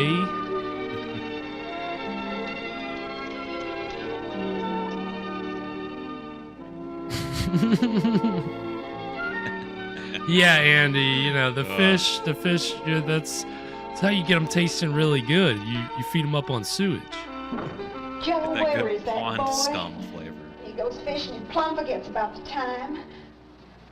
He's got that I think she dog was the doctor in Don't Look in the Basement. Okay, I thought she looked familiar. Yeah. She's also the script supervisor for this movie. Gonna get colder tonight. Funny weather for this time of year. Fog will be thick and pea soup. Or maybe that pot liquor. You better water it down again, Ma.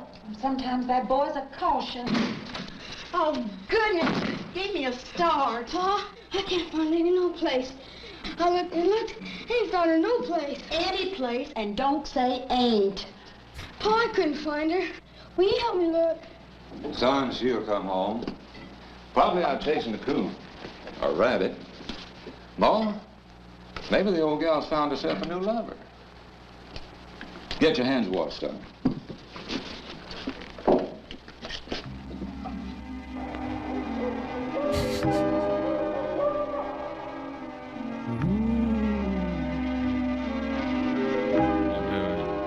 Gonna turn into a were-dog.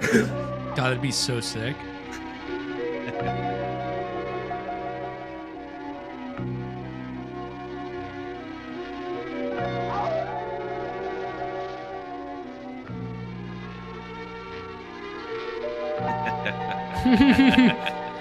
Lassie fell down the well and got bit by a werewolf. By a well-wolf. A werewolf.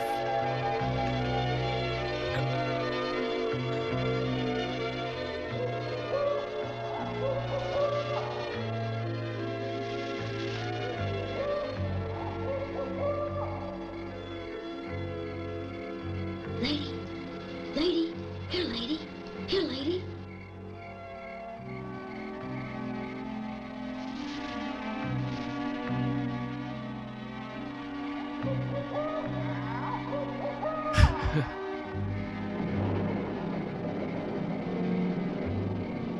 Oh. I mean, I guess you got the light of the full moon, but who really wants to go out in the fucking dark in the middle of the Ozarks, by the way? Here, lady. I guess. I don't know. Is this the what? I don't know. I don't know Arkansas.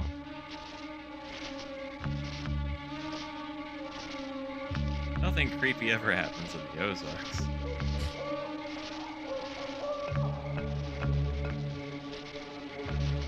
Comes across people burying a body. Oh, nothing out of the ordinary out here. He's gonna find where the red fern grows. Oh, yeah. I thought this looked familiar.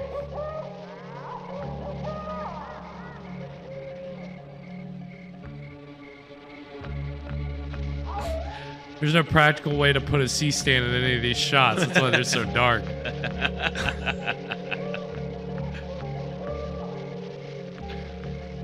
before, when it was the middle of an airplane crash, you could get away with it.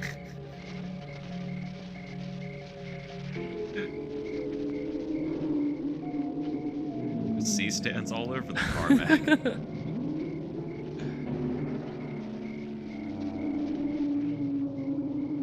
Whoa.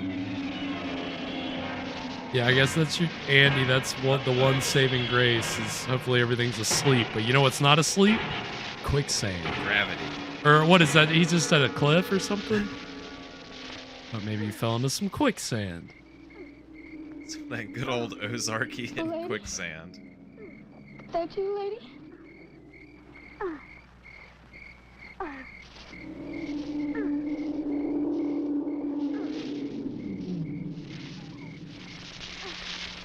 I didn't know who it was for.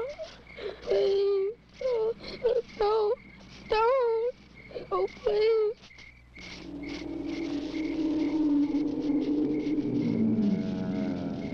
What? Son, it's me, son. What in the world are you doing out here? Papa. Is it really you? I didn't know who it was for. It's all right, son. It's all right now. What possessed you to come out here, son? Your ma and I was worried, son, when you weren't home in bed. Is that your dog down in that hole? I don't think it's Lady Paw. It's a crazy sound, ain't it? Crazy. I agree with you there, son. Definitely sounds like a giant spider call, It's not Andy. Lady Paw. Let's go. Come on. Sounds like a fucking Lovecraft fucking monster.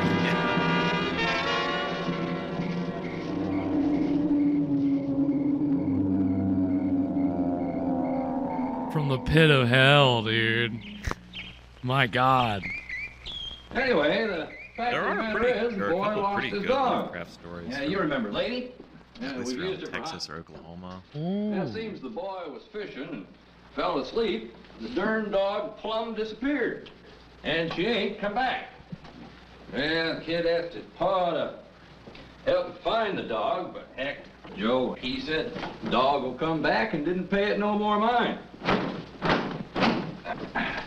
So the boy went out looking for his dog in the middle of the night. Did you find him?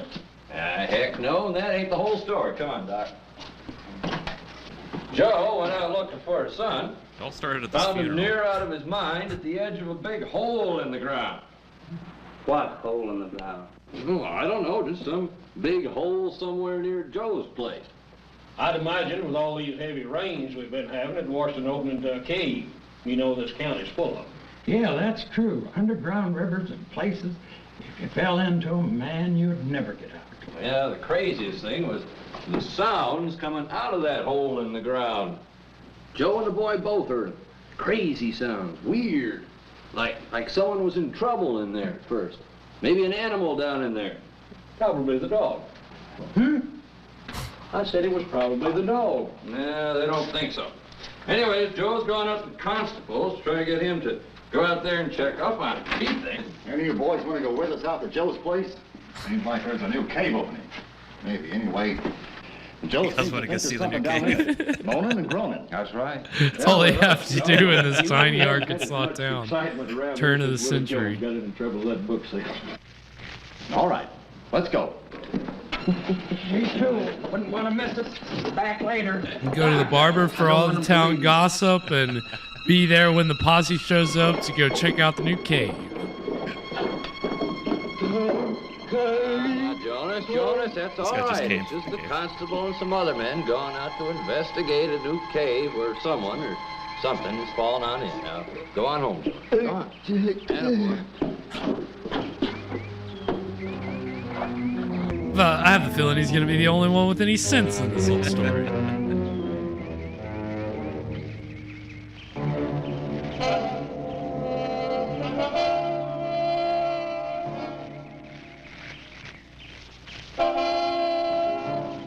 What's that, a demonic cave? Let's go.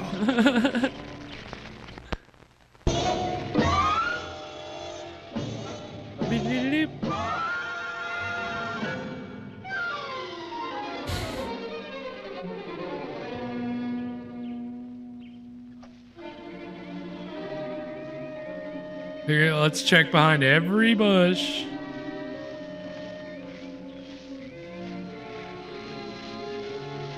What are you gonna do, Pa? Somebody going down the hole? Don't know yet, son. We haven't decided. Constable's gonna look it over. I'm a constable. I'm the only one qualified to look this hole over. This here hole's my jurisdiction. We called in a cave expert.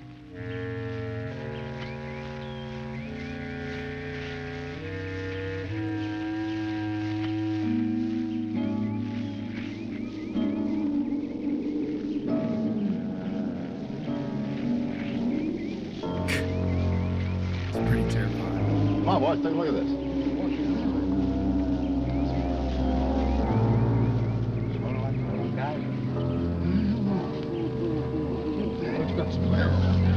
Sulfur. One here 2 days ago, I tell you. I walked right up. Be careful, son. Wow. Don't get too Wow.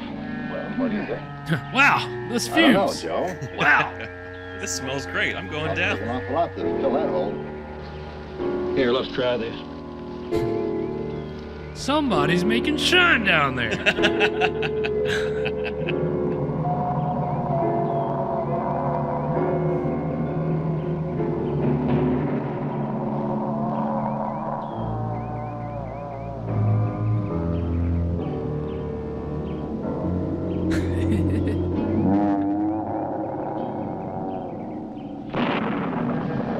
Pa, it doesn't sound like ladies, does it? I don't think it could be the dogs. I never heard a noise like that before. Like that. So one thing, if we don't leave, we're going to get soaked. Yeah, you may be right, Joe. Nothing we can do around here, leastwise not without a robe, huh? Yeah. Come on, boys. Come on, son. What about my dog, Pa? You think it might be her down there? No dog ever made a sound like that. Come on.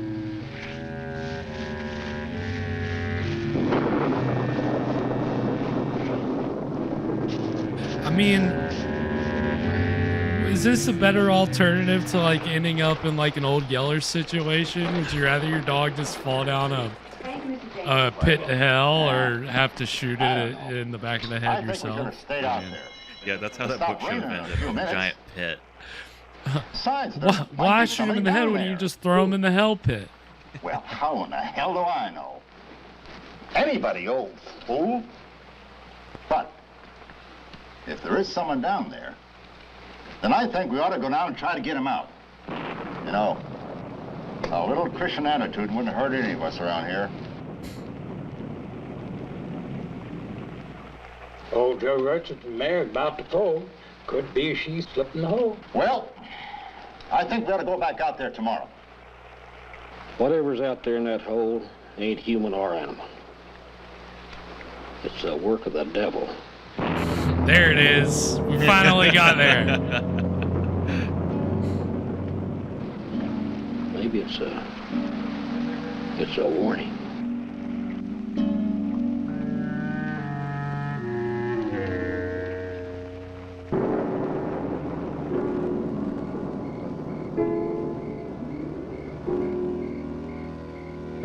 Yeah.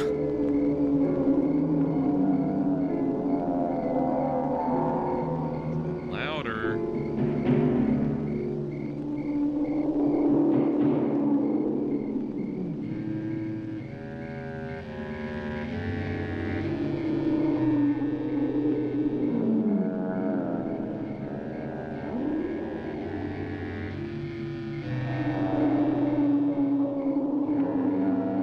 Yeah, if they can hear it all the way in town, I'd be terrified to live as close as Joe and them do.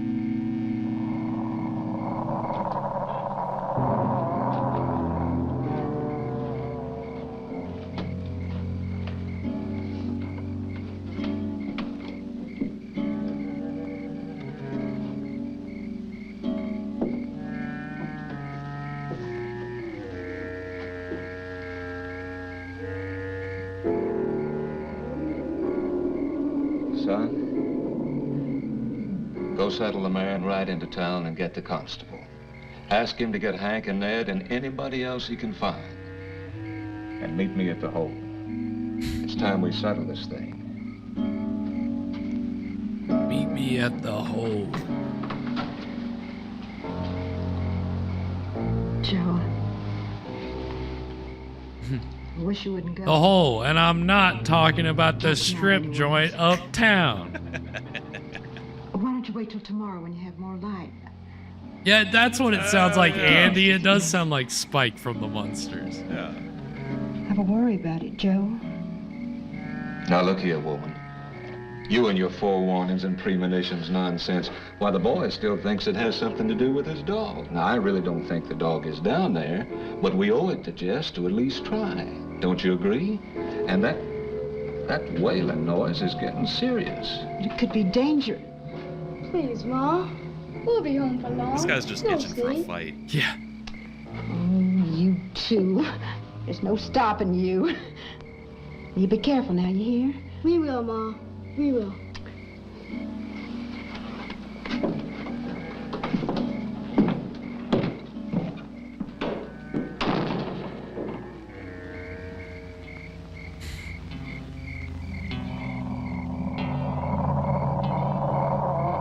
That's the scariest sound I ever heard. Makes your skin so crawl.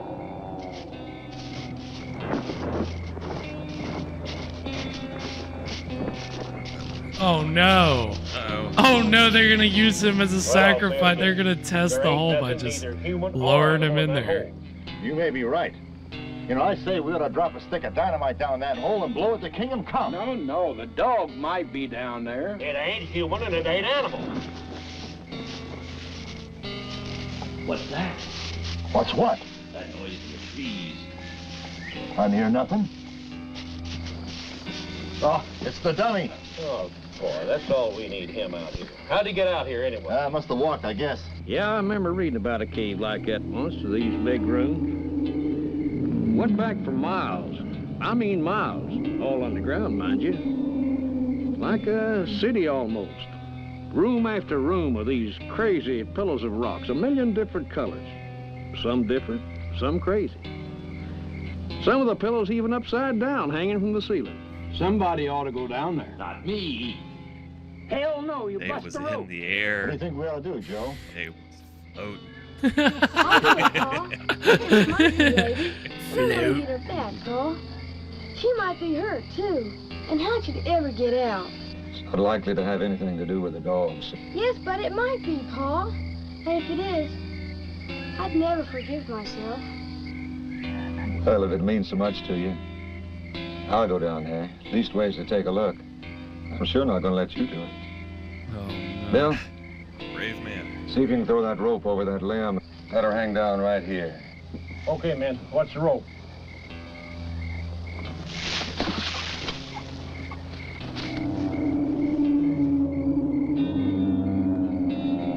Man, I wouldn't go down there for $1 million. If I gave you $1 million, I wouldn't want you to go down that hole on the end of a rope. Well, if I went down there, I wouldn't want you on the top end either. All right, you may hold on tight to the end of that rope. I think people were saying It's plenty that deep. in 1906. There may be What? water down there, too. Like, I wouldn't do that for $1 million. All right, let's get it over with. That would have been a Got lot that of linen money ready? back then.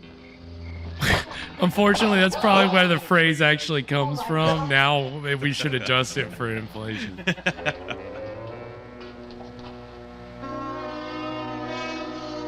I liked that cut. It was a good transition. Oh no.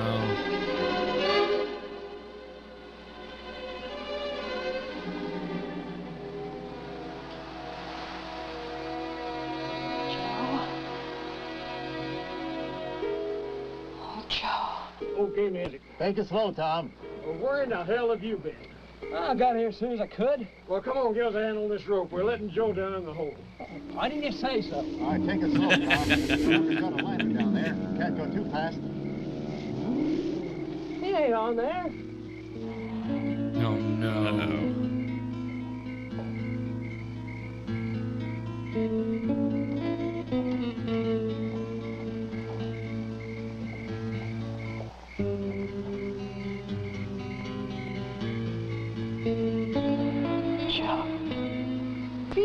something. Heavy as you are, you ought to be on the end of this rope when we're ready to pull Joe up. Is that rope still slack?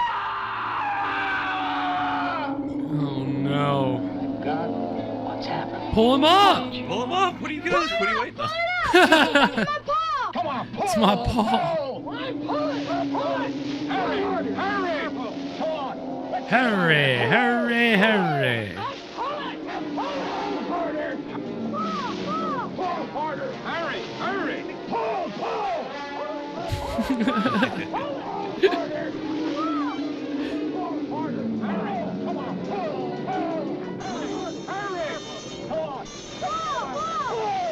Oh my god, is he alive? Well, it's hatched.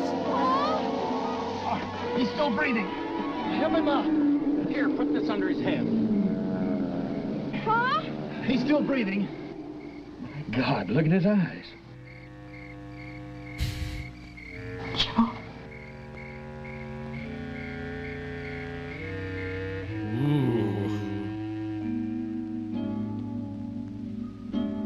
Funny weather for this time of year.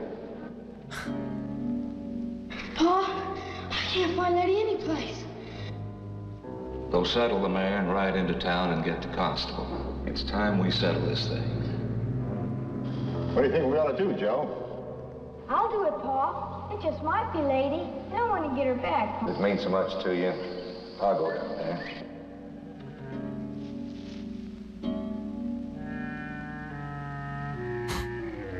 He's alive. Look him up. He's alive. Easy now. Easy.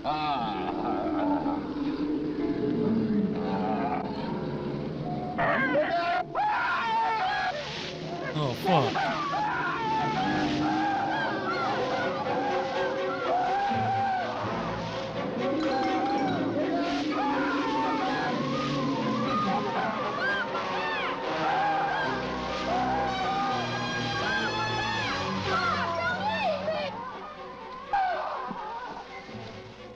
No one knows what happened down in that cave. Joe was a strong, intelligent man who had lived his entire life close to the earth. Never before had he intruded upon the affairs of that godless society that dwells deep within the bowels of the earth. But he did leave him. After a manner of speaking, somehow through this wild experience, he had lost his mind. He was insane and spent the rest of his life in the state insane asylum. Oh my god!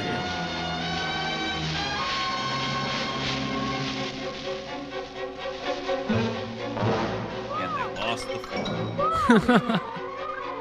Well, that goes without saying.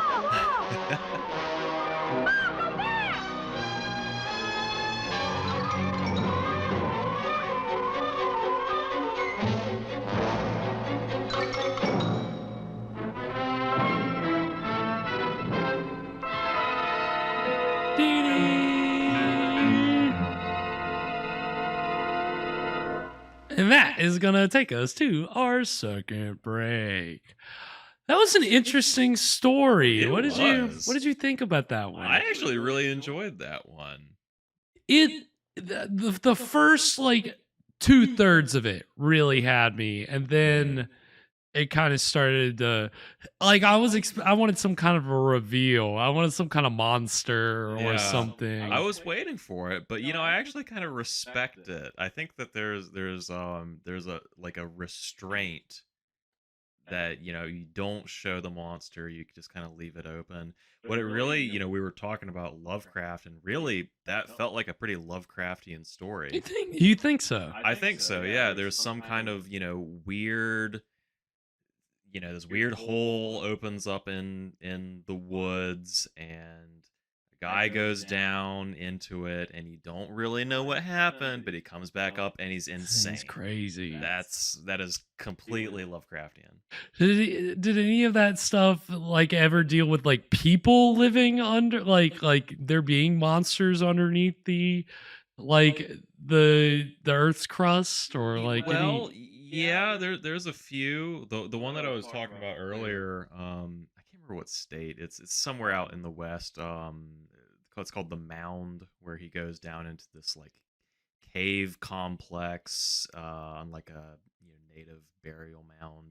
Right. And it opens up into this whole underground world.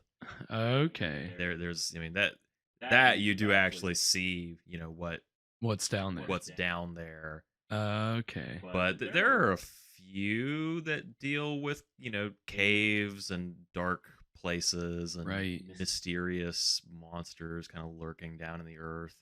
Yeah. I mean, you definitely make a good point in that it's almost better to leave it to the imagination, just what is down there. Because the imagination is always scarier than anything that you could, put into render. The world. Yeah. Well, and that story definitely just kind of had you in suspense. It kind of rode off of the tension that it was building from wondering what could be down there.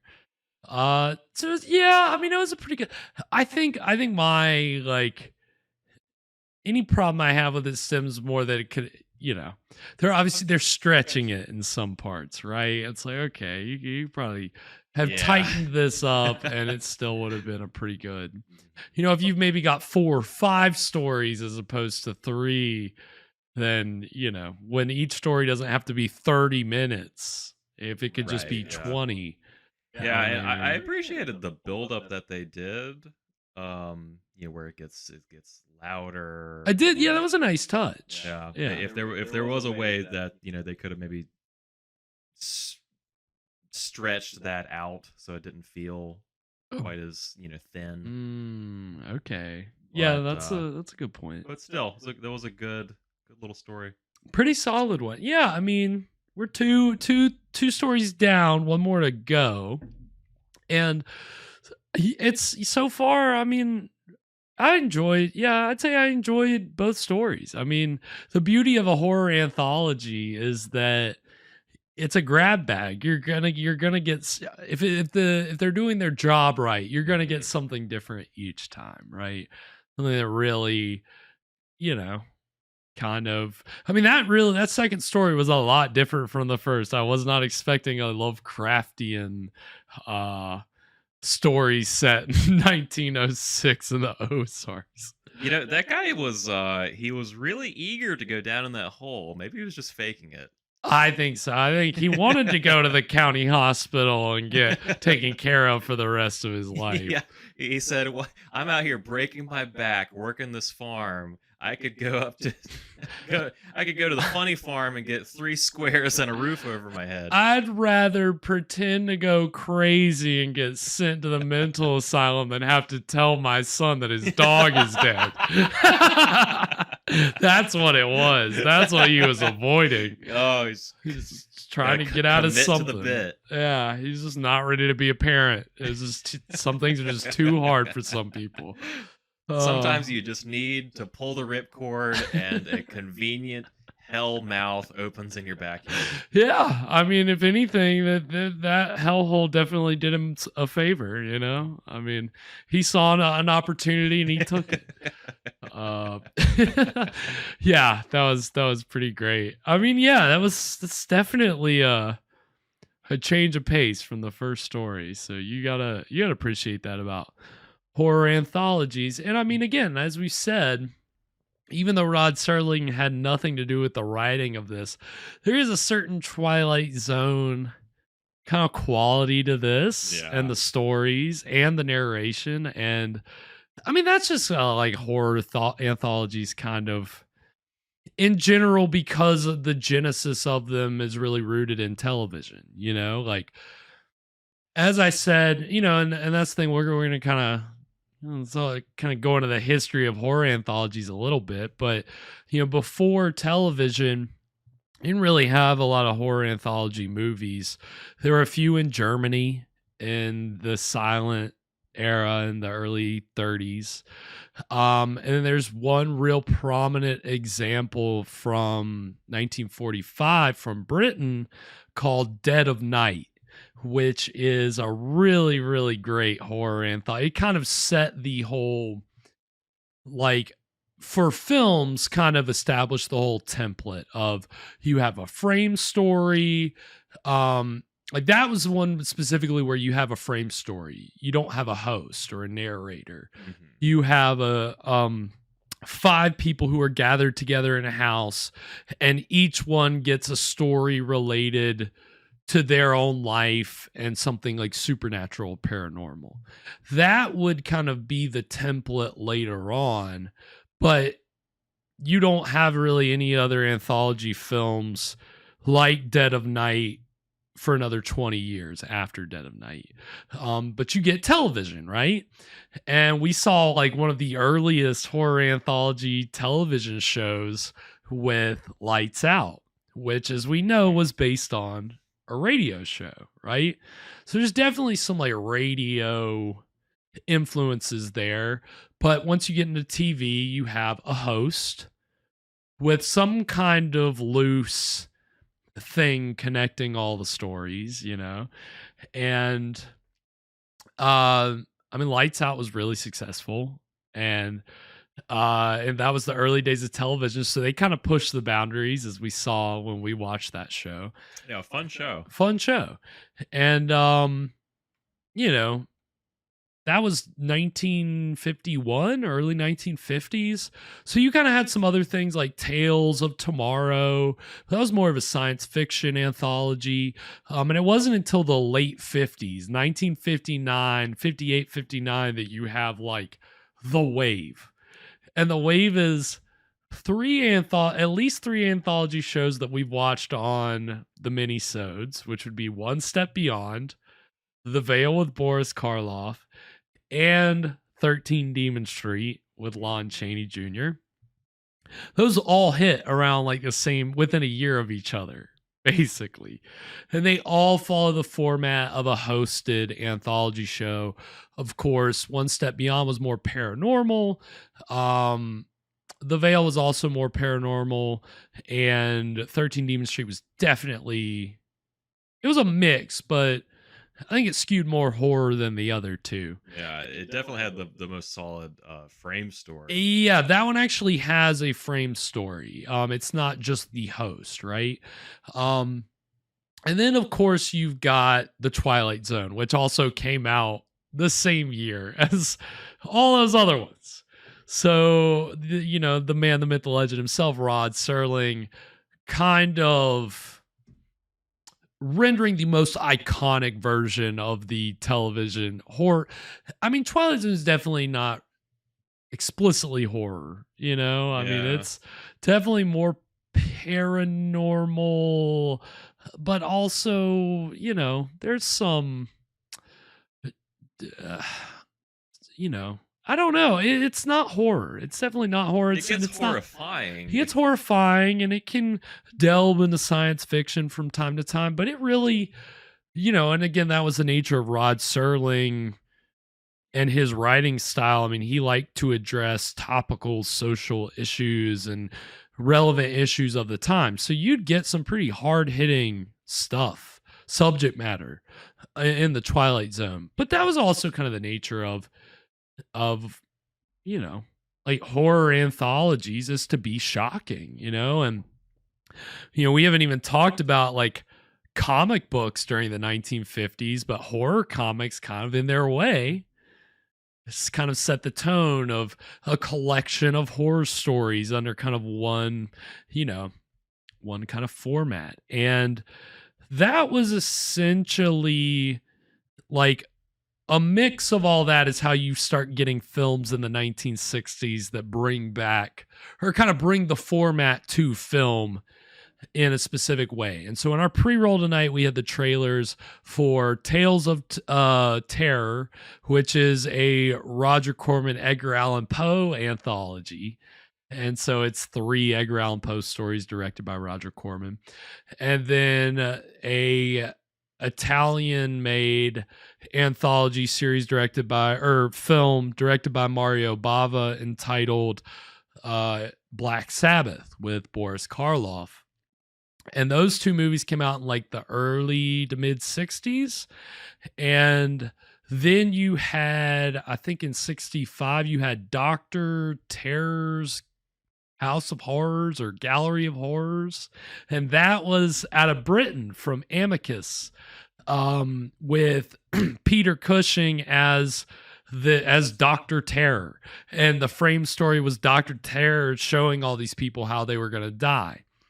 Well, and like Black Sabbath, that had Boris Karloff as like a host, kind of like in The Veil. And Karloff also had his own show in the early 60s called Thriller, which was a horror anthology show where he hosted. So, you know, Karloff was really big into horror anthologies later in his career. But, you know, you have the hosted horror anthology, and then you have the frame story anthology. And Amicus, that was their first one, Dr. Terror. They ended up throughout the 60s and the 70s making like probably a dozen or close to a dozen horror anthology films. And some of them were based on old horror comics from back in the day. They usually had about 5 different stories and a frame story. And they cast prominent British actors, and they were really big. And so that kind of like solidified this subgenre because they like did it to death in the 60s and the 70s. And so the 2 trailers that we're going to see are for first, what we have actually is, you may not know this, but after Rod Serling did The Twilight Zone, he did another anthology series, which skewed a little more horror, entitled Night Gallery. I don't know if you ever heard of Night Gallery, Evan, but it's, the premise was basically Rod Serling in this art gallery, and he introduces these different scary looking paintings, and then behind each painting is a little story. Right. Okay. And usually each episode has like 2 or 3 different stories in it.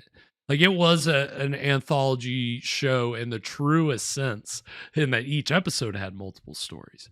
So what we have is a trailer for the pilot, and which one of the stories in the pilot was I think directorial debut of Steven Spielberg. Wow.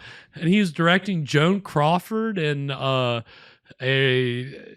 pretty crazy story about a woman who, like, she's blind and she gets an eye transplant, but then there's a blackout in New York. And so it's just, you know, it was a temporary, like the eyes were only going to work for a temporary amount of time.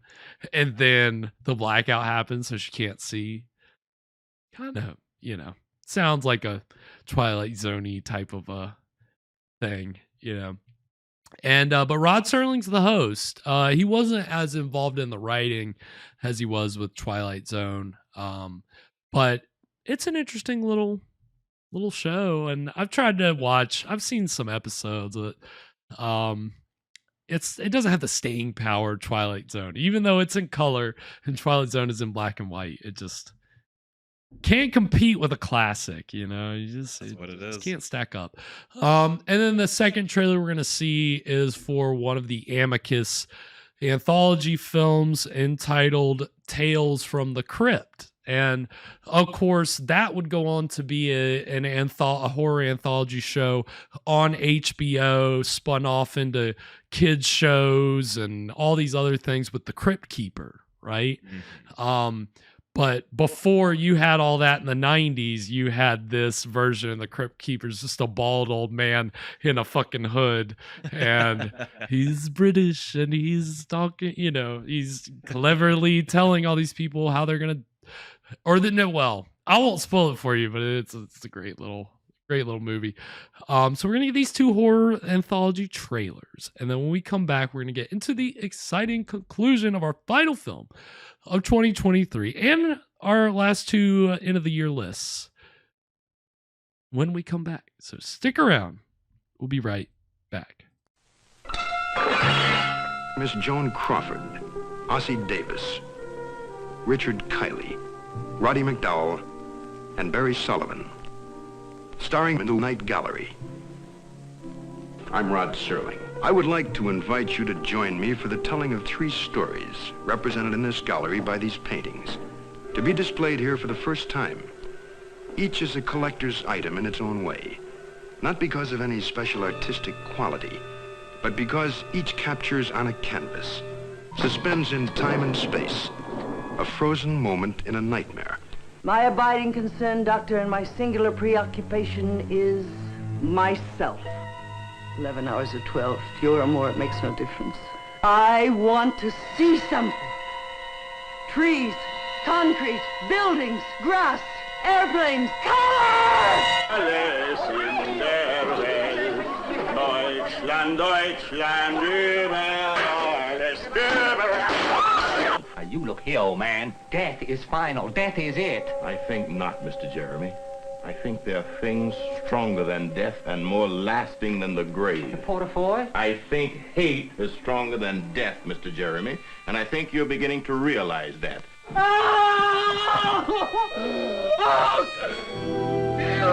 Join me for the unveiling at the Night Gallery.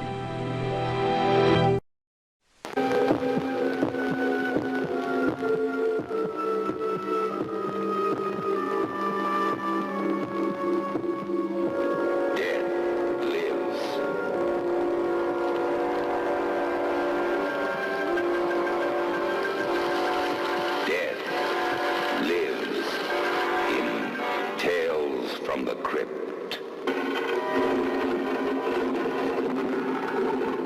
Welcome to the crypt. You are invited on a guided tour of a world of darkness, where nightmares become reality.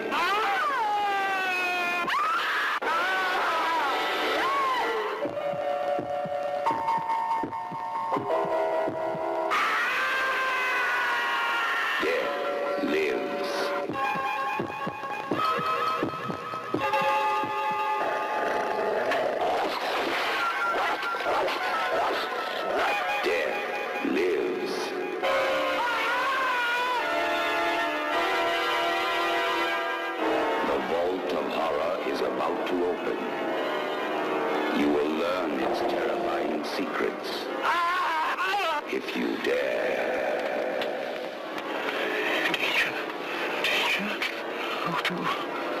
Death lives in Tales from the Crypt. Who's next? Perhaps you?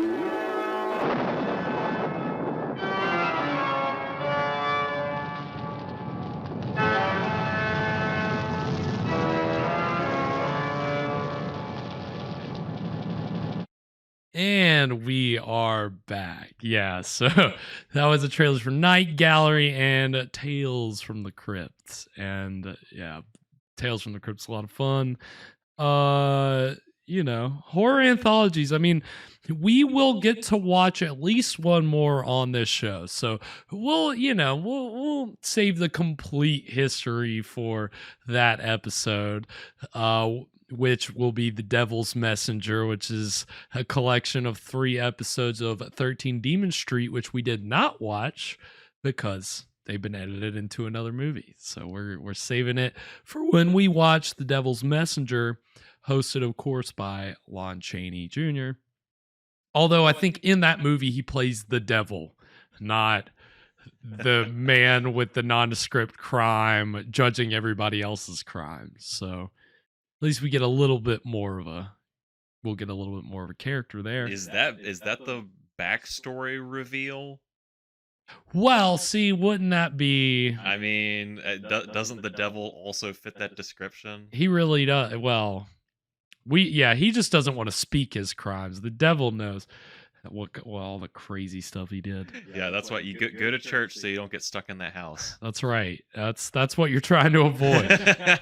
Being told these terrible, horrible stories that all look like they take place in Sweden. Hell is just an old house. Yeah. God, I think it is. Dante got it wrong. I think it might be. Don't even get me started. Yeah, that's what we should have done a top 5 list of, with the top 5 haunted houses in this season. God. Yeah. We didn't get that though, and that's the thing. We got 2 or 3 because I forgot you got one, Evan. But 3 more lists for the end of year review of the films that we've watched on the Scream stream for 2023. So the one, do you want to do yours now, or do you want to wait, or do you want to? We can do mine. I wanted to reflect on the drinks for this year. I was hoping that you would. The Good. good Yes. drinks that we've had. I was going back through, and really, we've had, we've had a lot of misses, but we have had some pretty good ones. You think we've had misses? Well, we've had ones that have not stood out. Right. Or that have been maybe a little forgettable. Stuff that like sounds really good in my head, but then we try it and it's just, maybe get the ratios wrong or something. But I've really enjoyed, so back in the summer, we had a couple like tiki type drinks with that cinnamon syrup that I made. Ooh, I made the Zombini, which was a cross between this zombie and a martini. That's right. There was the Bela Lugosi meets a Tokyo Godzilla. I forgot about that one. Yeah, that one had sake and pureed kiwi. Very fresh, tasting drink. There was the banana breath, which was basically just a boozy banana milkshake. That was my favorite one, I think. It was so it was delicious. God, it was so good, yeah. There was the clean shave, which was that one was it was sweet tea and apple brandy and lemon juice. Oh yeah, that one was good. It kind of tasted like candy. That's right. It was a refreshing tea. Yeah. We made Hexenwein around, I think it was around Halloween, right? Yeah. Yeah. When we were watching Hoxen. Yes. And I thought that was even better than the mulled wine we made a couple of weeks ago. Oh yeah, the mulled both wine. Of those kind of infused wine drinks. Right. But I thought the Hexenwein was kind of like a cold brew version, I guess. Yeah. And I thought that, I liked the mulled wine, but really, maybe I'm just so used to having, maybe not cold, but like room temp. Yeah. wine. Yeah, definitely the warmness was like... It threw me off a little bit. Yeah, it was throws you good, off a little bit. But it yeah. was a little different. Yeah. And of course, a couple of weeks ago, we also made the peppermint patty, which I've been drinking those over Christmas break. Yeah. Delicious. God, that was so good. Yeah. That one was good. It was not my recipe, unfortunately. What did that have like? Was it creme de menthe or was it? It was peppermint schnapps, creme de menthe, creme de cacao, and hot chocolate.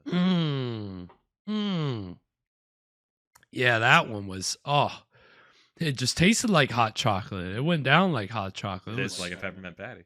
So good. Yeah.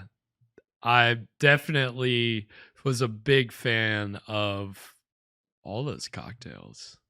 Yeah, we've had some good ones. It's been a good year. It has, man. You've killed it with the cocktail game this year.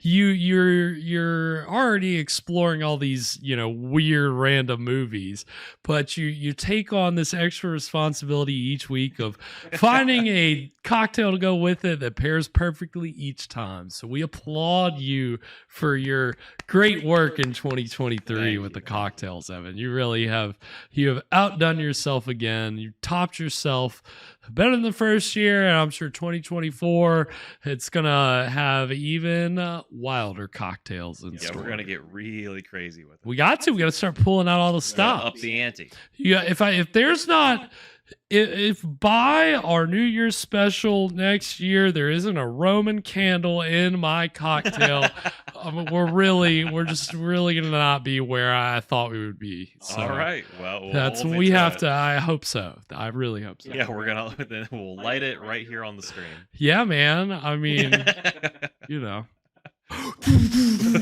just burn the studio down. That'd be amazing. For the insurance money. Shh! Don't tell anyone.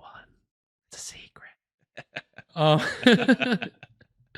Yeah, no, that's 2024 is coming up all Scream Stream. No, we've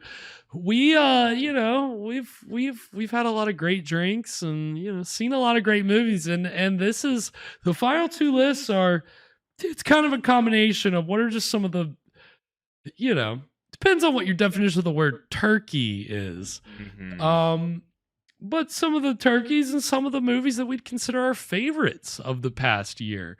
And that would be the first top 5 list, or third one, which is top turkeys for the year. And it the worst movies. And when I use the word turkey, what's the worst? Or maybe so bad it's good. Maybe it's so bad that we enjoyed it because it was bad. Which I didn't, trying to figure out whether, or not certain things rise to that level. Like, does turkey equate to, it was so bad that it was good?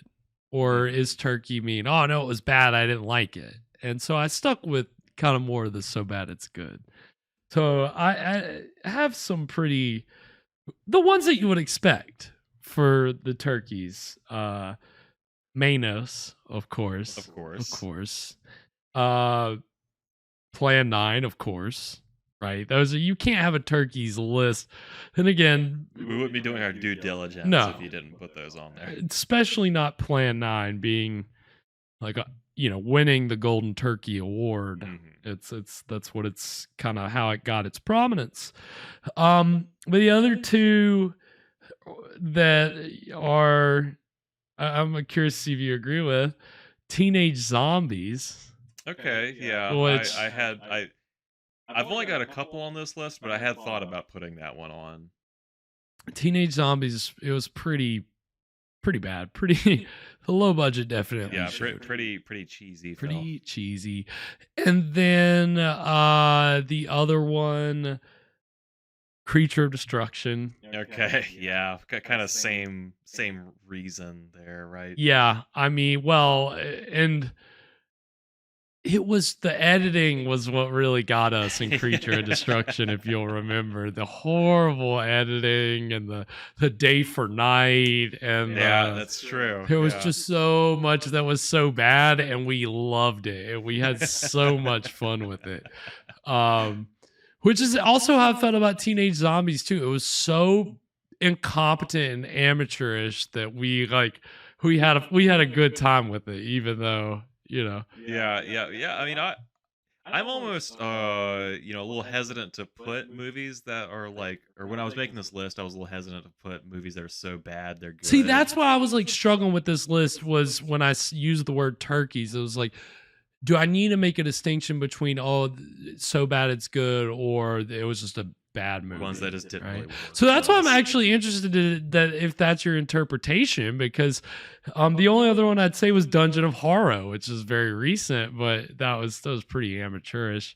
Yeah, it was a pretty kind of cheesy film. I thought it was pretty interesting. It was, interesting. Especially out of we've watched 3 adaptations of The Most Dangerous Game this year. Yeah. And I thought the Dungeon of Harrow was the most interesting just because of how far away from the source material it got. Okay. That's all right. That's interesting. Yeah, the incompetence, again, that's kind of endearing incompetence. All the movies on my list are where I really loved how incompetent it was. That was what endeared me to it. Or volume. Let me know. I think everything looks okay as sync. Let me know. Should all be there. I'm seeing it all. Maybe maybe try refreshing. Let me know if it's still doing that.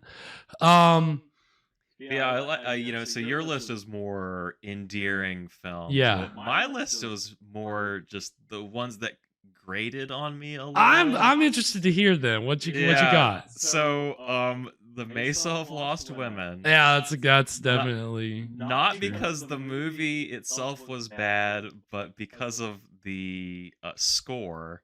Or the very repetitive. Yeah. flamenco guitar. Yeah, the flamenco. Just Yeah. the whole time. And the piano. Oh man, I love that. Yeah, I mean, there's this.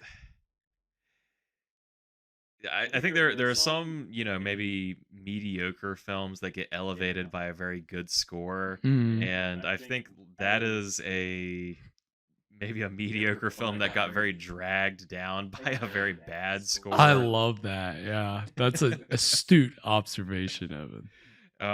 Also on this list, and really, we try to stay pretty positive, and I wouldn't say that we like any of the movies really grated on me that much, but Bela Lugosi meets a Brooklyn gorilla. Our Martin and Lewis stand-ins. Yeah.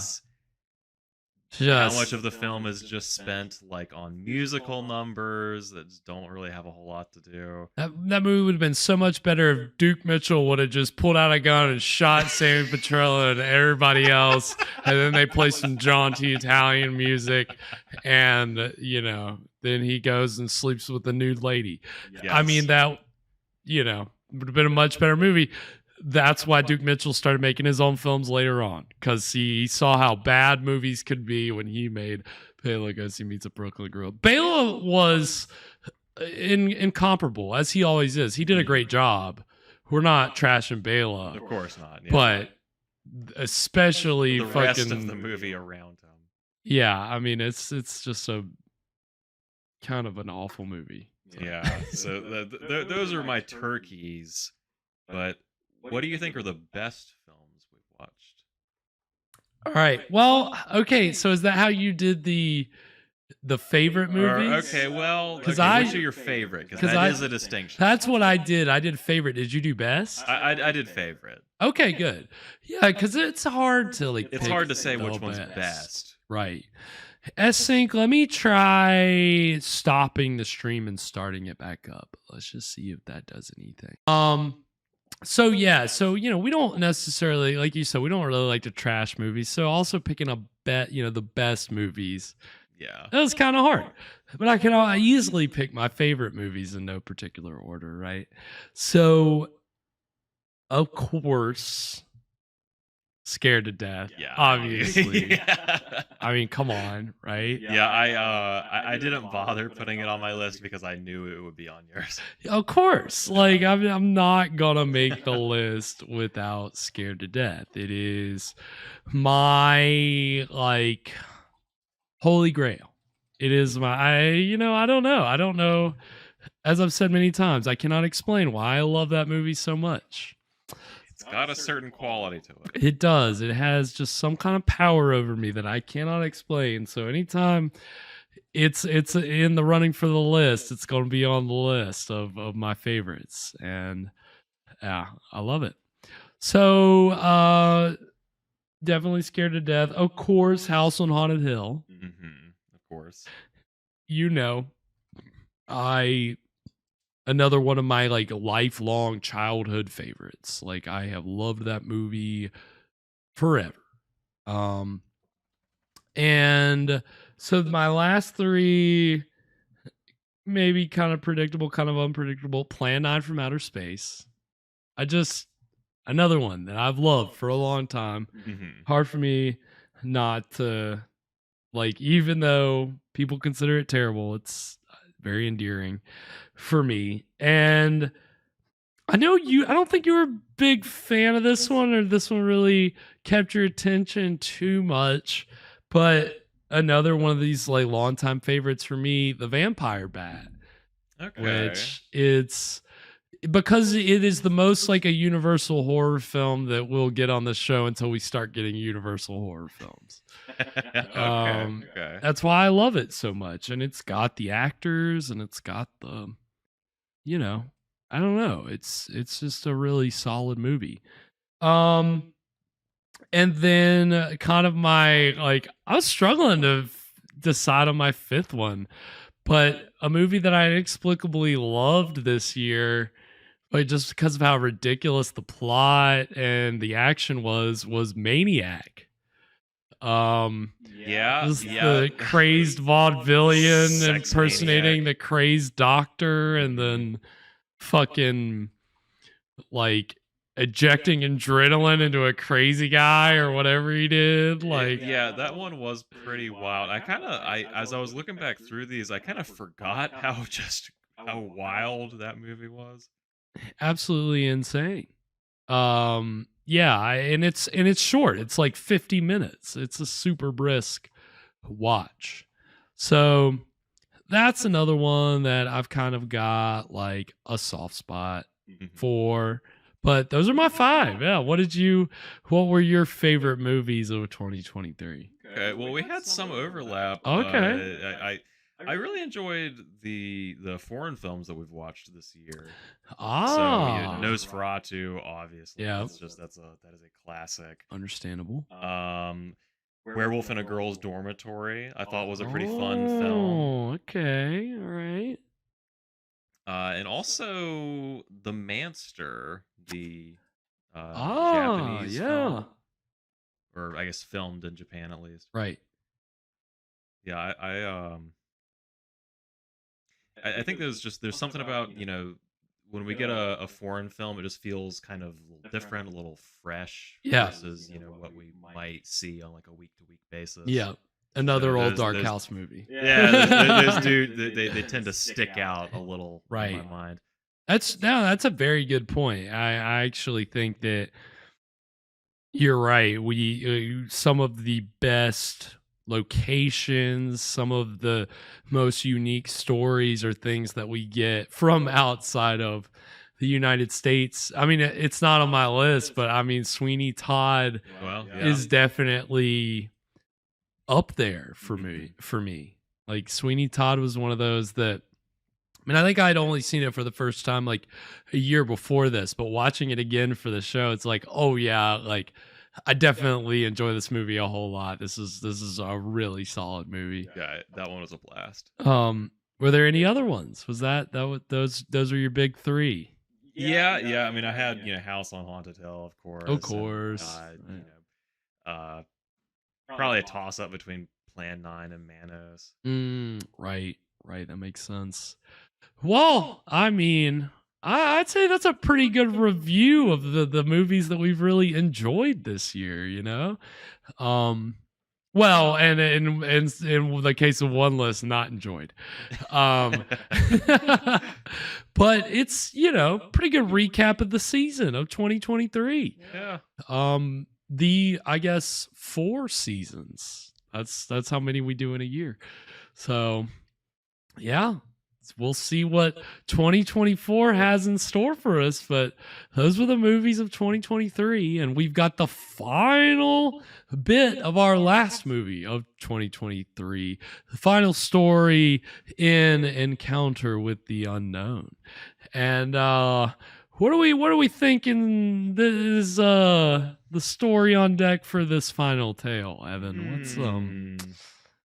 What do you think Rod is gonna spin for us this time? So we went very far into the past for this the second one. I think for the third one we're gonna go into the far future of 2008. Yeah, there we go. 2008. Yeah. We cut to the flying cars. I'm all here for it. Yeah, let's really steep this thing in the 70s by trying to show what the future is going to be like 30 years from now. So optimistic. Yeah. I'm interested to see what they do here. All right. Well, we'll see. On that note, we're going to go ahead and get into the exciting conclusion of the final feature presentation of 2023, Encounter with the Unknown, right now. It just cuts back to the There is a bridge in our mind that leads through time and memory from what we know to shores beyond knowing. It sways high and darkly dangerous above the canyons of our disbelief, like some spectral span spun by devils for us to tread. To walk this bridge is to accept all kinds of possibilities, especially the most exciting possibility of all. That would be sick. The possibility of impossibility. Some tales of the impossible so capture the imagination that they quickly spread over much of the country. The Girl on the Bridge is such a tale. Countless variations of this story are told and retold. In North Carolina, it is the Lydia story. In Illinois, it's the Spectre of the Mist. Shout out! And in Texas, it's called the White Rock Lady. Dozens of interviews and hours of newspaper research trace the story's origin and consequent spread across the country, from Central Arkansas, beginning in 1929. Which, in North Come Carolina, now I've and heard that explore story the taking place near a possibility bridge, of the haven't you? Come stand beside the Girl on the Bridge. I feel like the bridge isn't really that important in the story, though, is it? No, it's not important, but It happens to happen near a bridge. Or that's where you pick her up at, is near the bridge. It's a good place to find girls, down by the bridge. Oh, shit. Oh, shit. We're gonna go meet some girls under the bridge.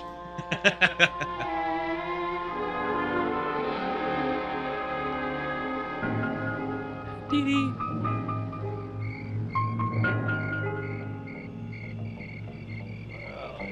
We had a wonderful time. Thanks very much.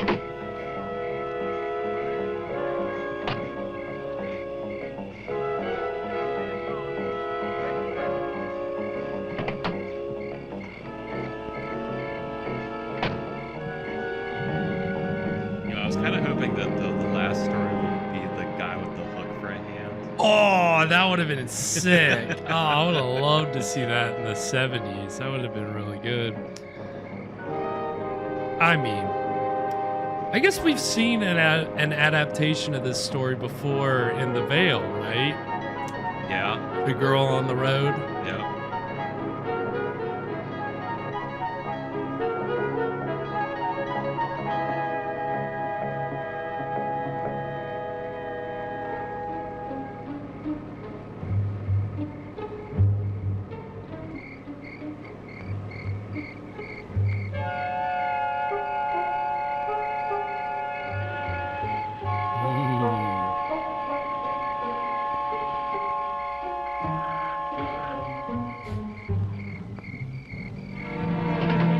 Yeah. Moving the camera. Miss, are you all right? Are you hurt?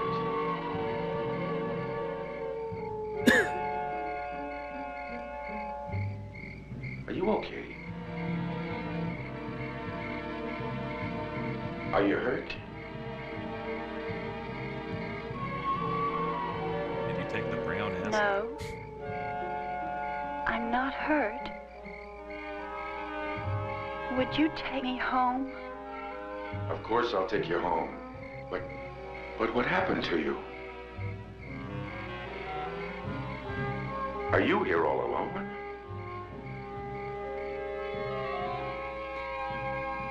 I don't know. I'm afraid so. Are you sure you're all right? Please, just take me home. Of course I will. Where do you live?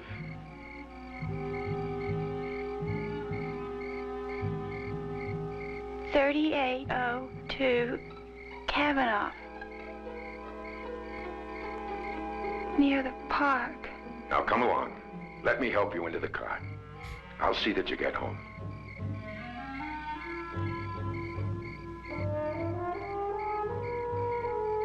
Nice car.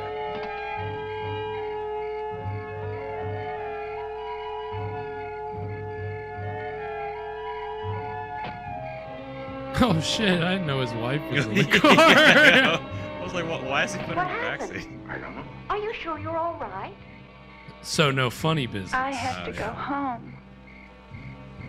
It'd be better if he put her My in the driver's father worried about Honey, scoot over. Make room. Shove All right, down. You drive.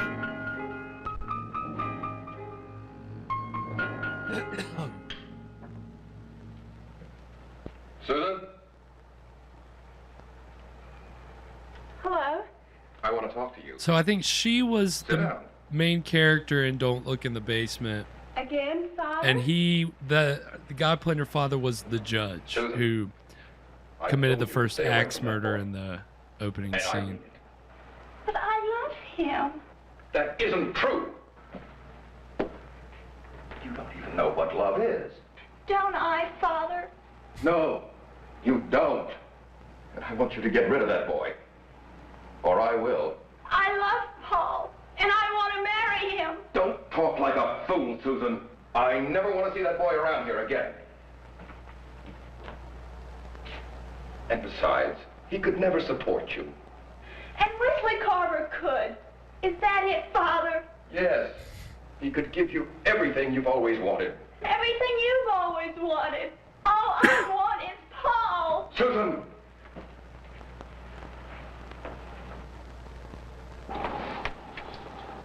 I'd rather see you dead than married to that boy.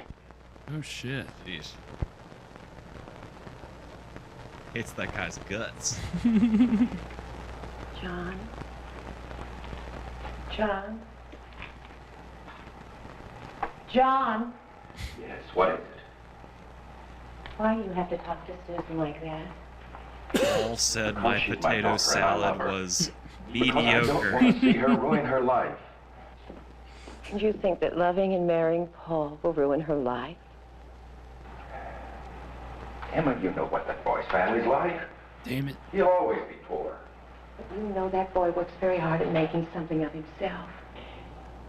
He reminds me of someone I used to know. I don't think I know you now, John. I mean it. When did money start to mean more than your family? It doesn't. Really? You're willing to sacrifice your daughter's happiness for it. You're breaking her heart. And I am ashamed for you. Damn. She'll get over it. In time. I think I know what's best for her. She's not to see Paul again. I don't understand why she doesn't like that Carver boy. She doesn't like him, John. She does like him. She just happens to believe you should love somebody in order to marry them.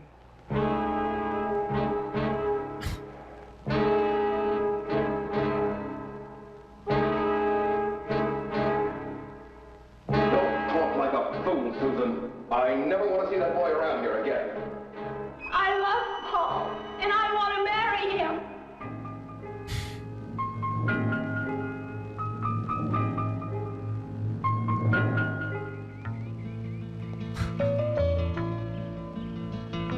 Didn't think we were gonna get the whole backstory of the vanishing hitchhiker.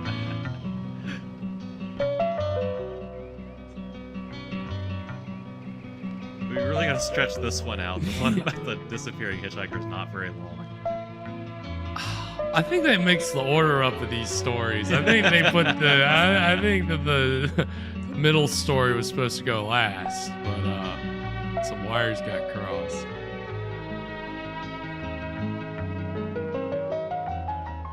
Because you usually put your weaker story in the middle.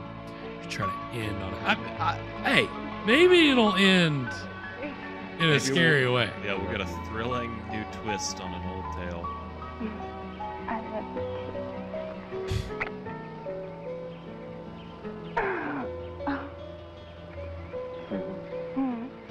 Remember the first time we came here? You mean the time I forgot Maybe at the time this urban legend was a little more fresh. How could I forget? I was just thinking about the fact that it's kind of died out now that people don't really hitchhike anymore. Yeah, it's kind of true. It's kind of like not a lot of people are actually going to stop for somebody standing on the side of the road these days. Yeah. They're just going to keep going. You ever picked up a hitchhiker? Depends on what your definition is of a hitchhiker. Like, when I was in college around campus, I think there were times where random people were like, hey, can you give me a ride? And I'm like, just to another part of campus. I'm like, yeah, sure. But I don't know that that's like really picking up a hitchhiker, you know, like picking up somebody on the side of the fucking highway or interstate. That's picking up a hitchhiker.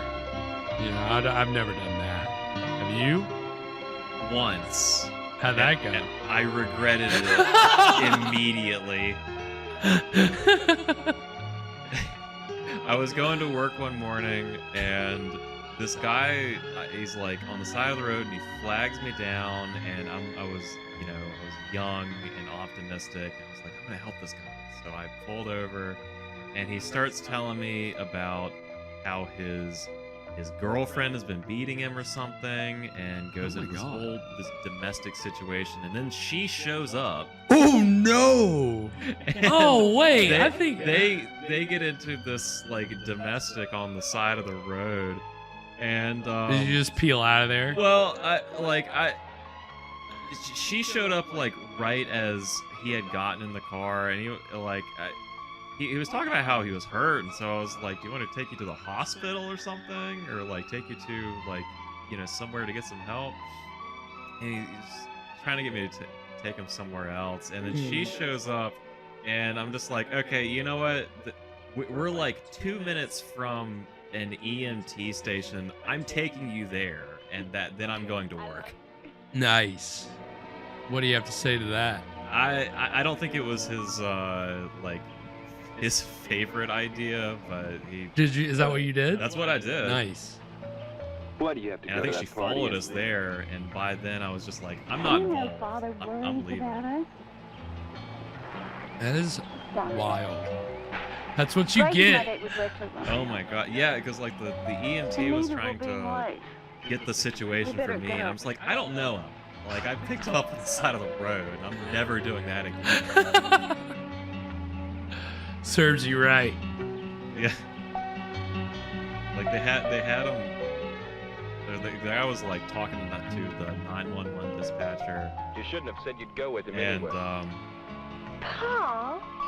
He asked what my relation was. And I told him, and he's like, "Can I go?" And he asked the 911 operator, and he's like, "Yeah, she said you can go." Thank God, dude. You got bailed out by the 911 operator. Sorry, sir, you're gonna need to stick around so we can get some more information from you later. Yeah, I've been waiting for. I mean, that's been several years back. I was waiting for like a while to get summoned for some kind of court appearance or something related to that. It hasn't happened. That is wild.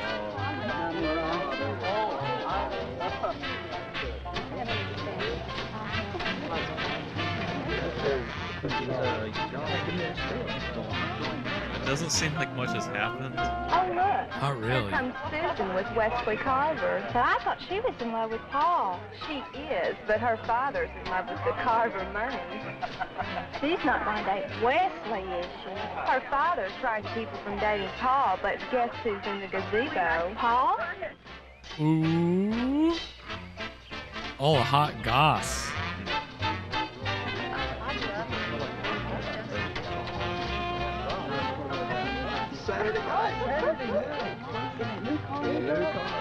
I love this jaunty 1920s band music.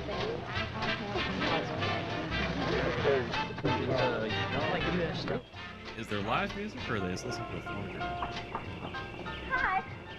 Probably phonograph. Oh, it was easy. I sent Wesley out for some punch. He's probably looking everywhere for me right now.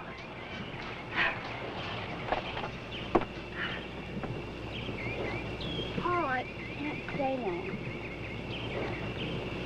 I love you. I love you too. Oh, they're embracing at the gazebo.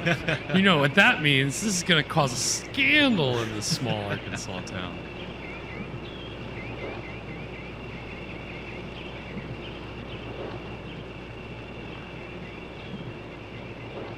Oh, Paul. What are we going to do? I know what we could do. We could run away. I told you to stay away from that boy. Oh, mixed up. You don't need to know what love is. Don't worry, Susan. I'll take care of you. He could never support you. Yikes. Maybe we could talk to Father again, and he could give you some ideas. We tried that, you know it. Our only chance is to go away. Together. Yes, but maybe... Susan. Susan. Do you love me? Yes, I love you. Do you really, really love me? Of course I do. Then we'll work it out. We might not have much, but we will have each other. I don't understand this framing. You For know. this long of a shot.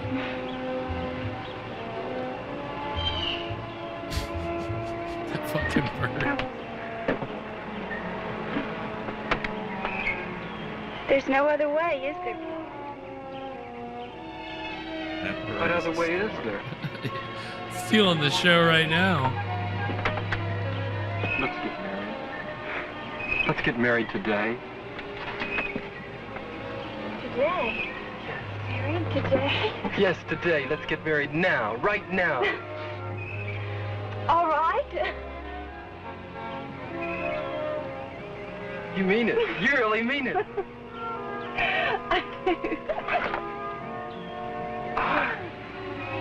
Let's go.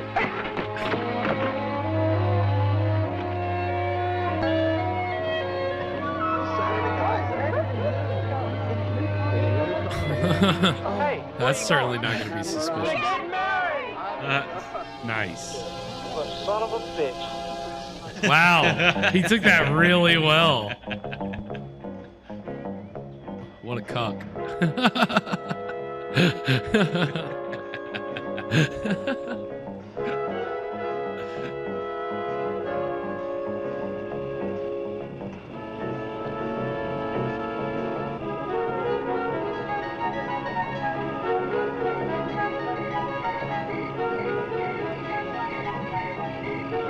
I'm sorry, did we just jump out of, we're back in the...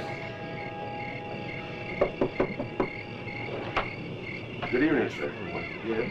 I hate to bother you like this, sir, but my name is Senator Brooksmeyer. I have a young lady in the car who says she lives at this address. Now, she's quite upset and seems to have been in an accident of some sort. You've made a mistake. I'm sorry.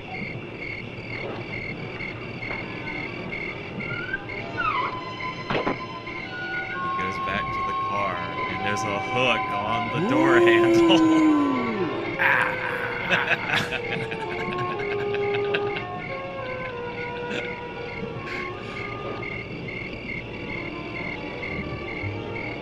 Oh god, you gotta love good old urban legends. You're willing to sacrifice your daughter's happiness for it. You're breaking her heart. And I am ashamed for you. You must have the wrong address.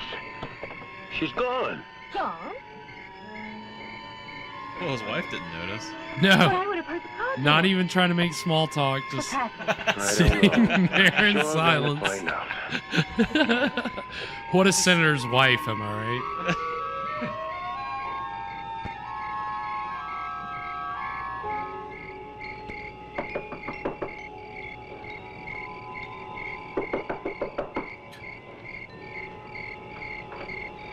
Sir, if you just explain this to me.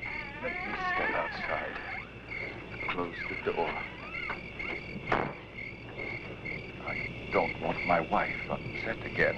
I don't understand any of this, sir.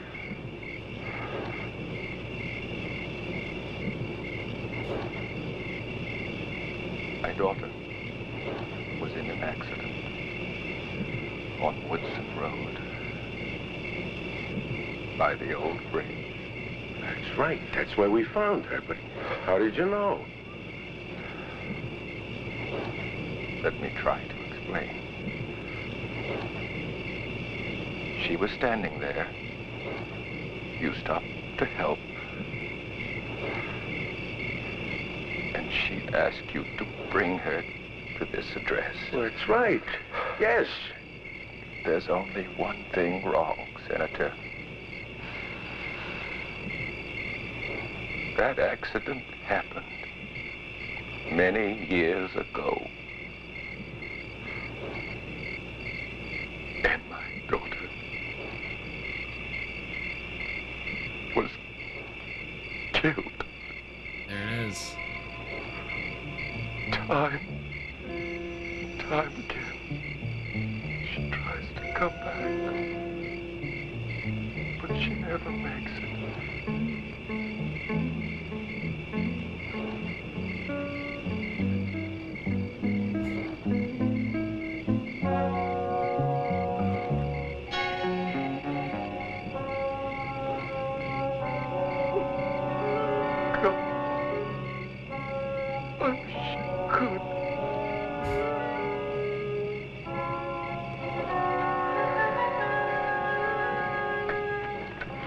Goodbye.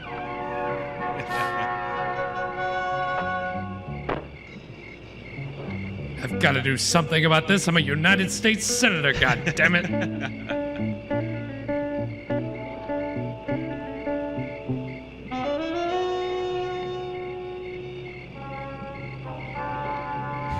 I'm gonna go draft up a bill to make ghosts illegal.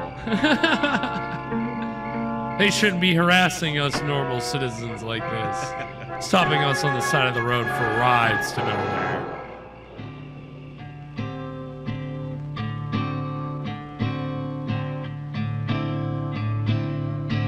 Are they even gonna put some kind of twist on this?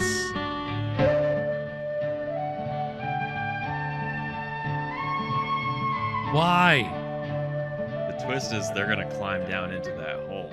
Oh, fuck yeah! Bring back the hole. Bring back the hole. They won't. Oh, we gotta fit the song in, even though we already know she's dead. What? Are they gonna show the accident after the song, or are they just go bang out of here into the fucking accident? That'd be effective. Is that a bridge to Terabithia? I think so. I think that's definitely. That definitely explains why they die.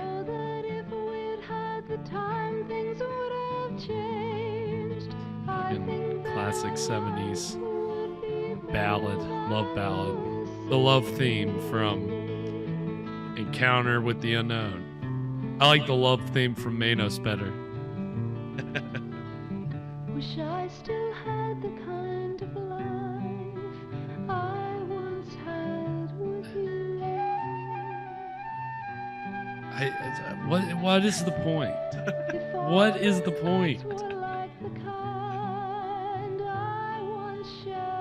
Like, if they put it during the other flashback stuff, it makes sense. This is just the placement doesn't make sense. Is this on location? Where are they? It's definitely somewhere in Arkansas. Somewhere in Arkansas. I think they were filming around Little Rock. I mean, obviously, they probably went around the state.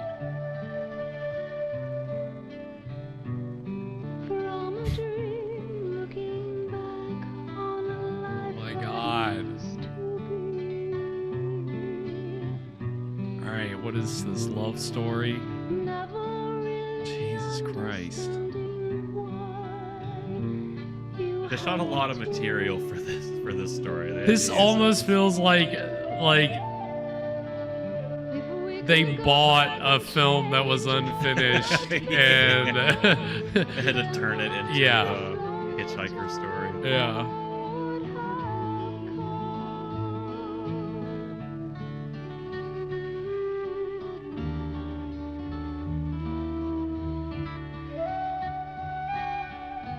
Oh, he's gonna God. He disappeared. He was a ghost. Yeah, I'm waiting for a twist. The twist, he's gonna reappear with It a has been hook said for that a our hand. lives are merely bridges. He's to the hook hand guy, okay. But what of death? Now it all makes sense. We know where death begins. But across what does it span? Where does it lead? These are questions Susan could easily answer, if we could but find her. And this too is possible. For dozens of people, including the senator, say she still stands upon the bridge waiting, perhaps for you, to pass her way once more. Into Twilight Zone. I mean, you're just waiting for it every time. Perhaps for you.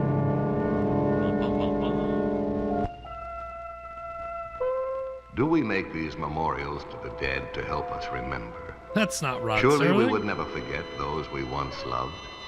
Then is there some other reason, some obscure force buried Oh, now you don't deep have in the the white racial memory of scrolling man text? that makes us create a ceremony whenever one of us crosses over to the next portion of eternity? Can we measure that force, the force released by a death? And do we know what form it may take? We know what energy is released by a birth, by the start of a life in this plane. We celebrate it joyously at every anniversary. But what about its opposite? The energy released in this plane of existence when a life comes to an end. Doesn't some portion of it pass to those who loved him? Haven't you noticed that? The ones left behind seem somehow stronger, even in the midst of their grief. Yeah, this lady was able to enact a full-on death curse. Look at Grief the does boy's powerful mother. things. Her occult powers, never manifested before, are almost irresistible. Listen you well to my word. One by land, two by sky. Six times we've heard that now. Look to the heptagon, for it is there. 7 times around go the three She'll of say it you. one more time, we'll get 7. We'll get a full 7 times. Yeah. And may your reward be just and true. Now, what about Johnny's death? The accident that set in motion You his whole recap train of of every events. story. Was it an accident? Was his death the climax of some unfathomable plan rather than a mindless happening? His mother, remember, was the 7th daughter of a 7th son. Her powers were real, even if unknown to her until Johnny's death. All right, Before Robert you dismiss Stack. this as an unfortunate accident, consider for a moment the incredible chain of coincidental conditions that had to be met. An address to send Johnny to, chosen at random. A woman at home alone who opened her door to a stranger at night. A careful husband who left his wife a loaded automatic with the safety. Tonight on Unsolved Mysteries. What are the chances that this Me, woman Jeremy. would have had a gun? You know, Randy Actually, called. pretty high, dude. This is America.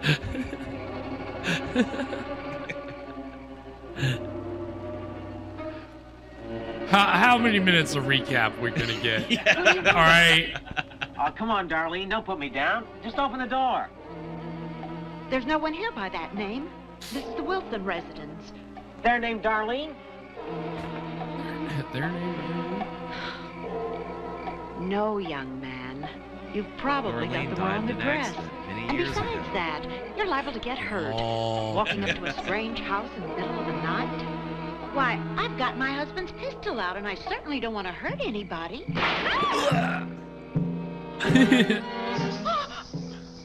Oh, dear God. Death. Sudden. Violent. This is the trauma that will reinforce the thrust Trauma. of the mind. I'm gonna Turn start loose the singing it death like that force, now. That The strange trauma. parallel to the life force. Where will that force go? Do you know? And are you altogether sure you would want to know? Let us consider witchcraft for a moment. Genuine witches are difficult to identify. They operate without I love a how they license couldn't hire and are Rod required Serling to do register this. anywhere. But witchcraft is booming in America and England. Thousands of people are dabbling in black or white magic. Surely then, witches must reveal themselves from time to time, if only to keep the faith of the coven fresh and strong. This movie is Witchcraft definitely behind the began satanic apparently panic with in earliest Arkansas. mankind. Once it was called the old religion. Probably tribal fertility rites forced underground by religious persecution. Experts in occult matters claim to trace the origins of black magic to migrations from the lost continent of Atlantis, the last of which reached What is Egypt, happening where the right powerful now? secret What the diagrams fuck? were recorded in the Egyptian Book of the Dead. The Egyptian Book of the Dead, famous as the source of most of today's rituals in the occult. In a matter of magic, whether white or black, the key ingredient is belief. And who can measure the power of suggestion, which is where belief begins?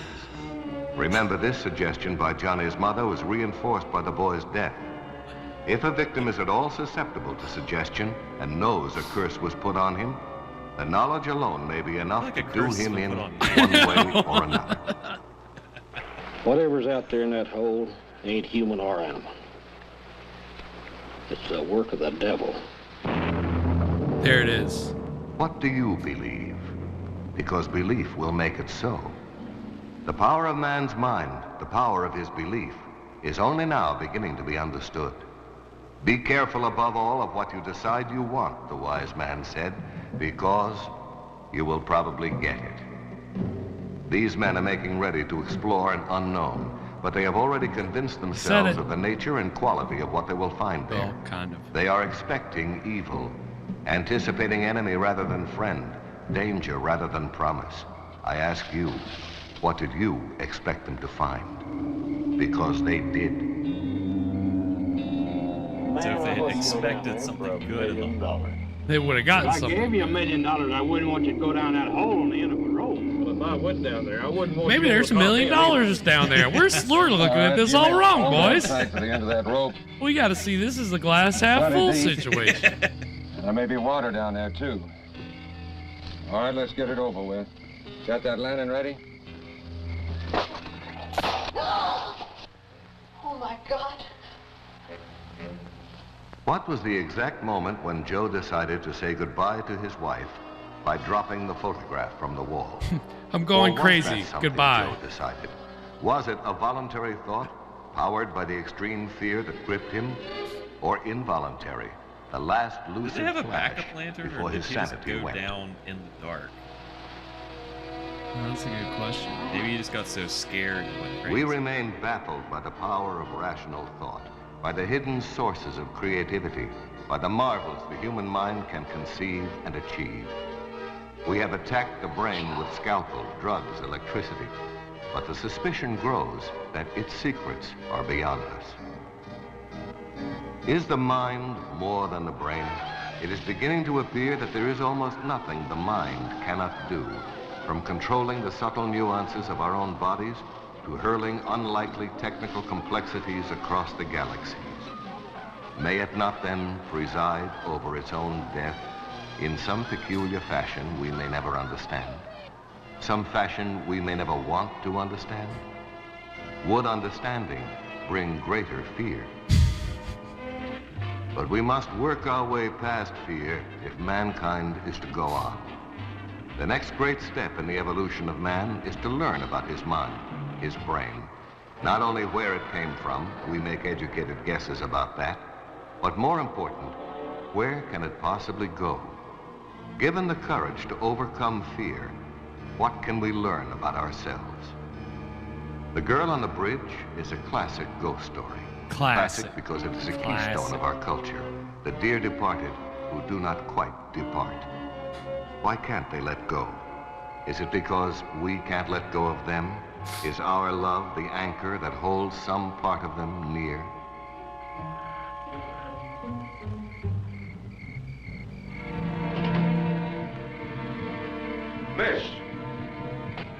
Miss, are you all right?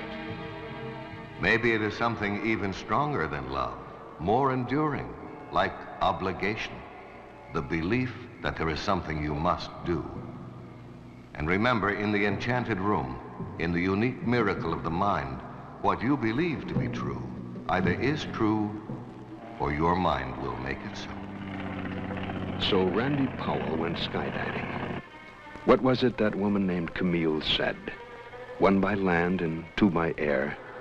Didn't Frank say that he found a heptagon to be a 7-sided figure? And didn't Dave die 7 days after Johnny's funeral? We've seen and heard all this. What is the reality and what is the illusion? Our story doesn't tell us.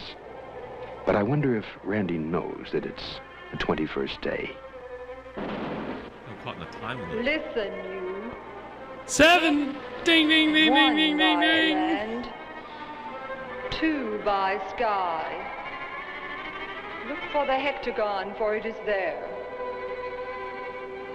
7 times around go the 3 of you, and may your reward be just and true.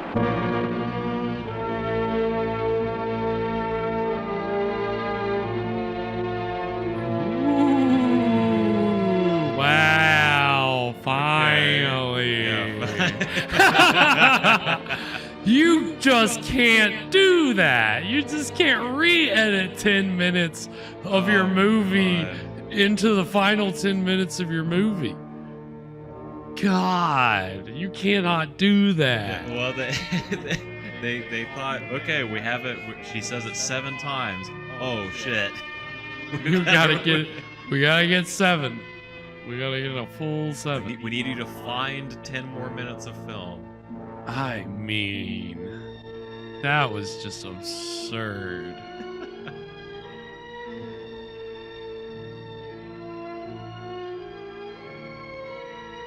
I mean, are we gonna get the... No. The what? The end? Well, I thought it was going... They were gonna walk to the other guy's grave still. And just revealed that, yeah, he did actually die. That would have been good. They didn't do that, though. Would have been something. I thought they were going somewhere with that. Would have been something. I thought I saw a little thing on the end of this.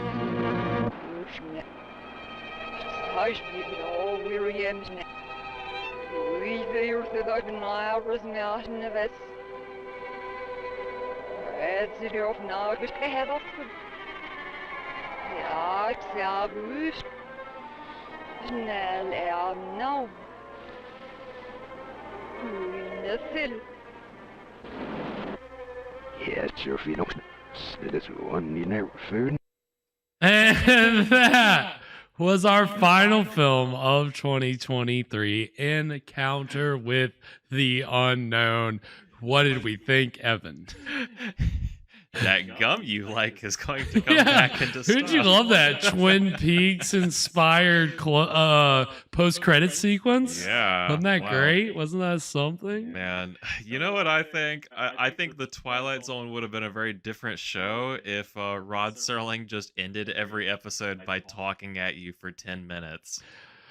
And but if it was Rod Serling, it would have been more bearable, and it wouldn't have been that god-awful gobbledygook. It sounds like whoever wrote Rod Serling's stuff was not the person who wrote the other narrator stuff, because maybe it's just Rod Serling can make any kind of gobbledygook sound cool and interesting, but the stuff that the second narrator was saying at the end was just nonsense to just keep the movie going for another 5 to 10 minutes. Like, yeah, we really didn't need a recap of the entire film. The entire movie was just recapped for us.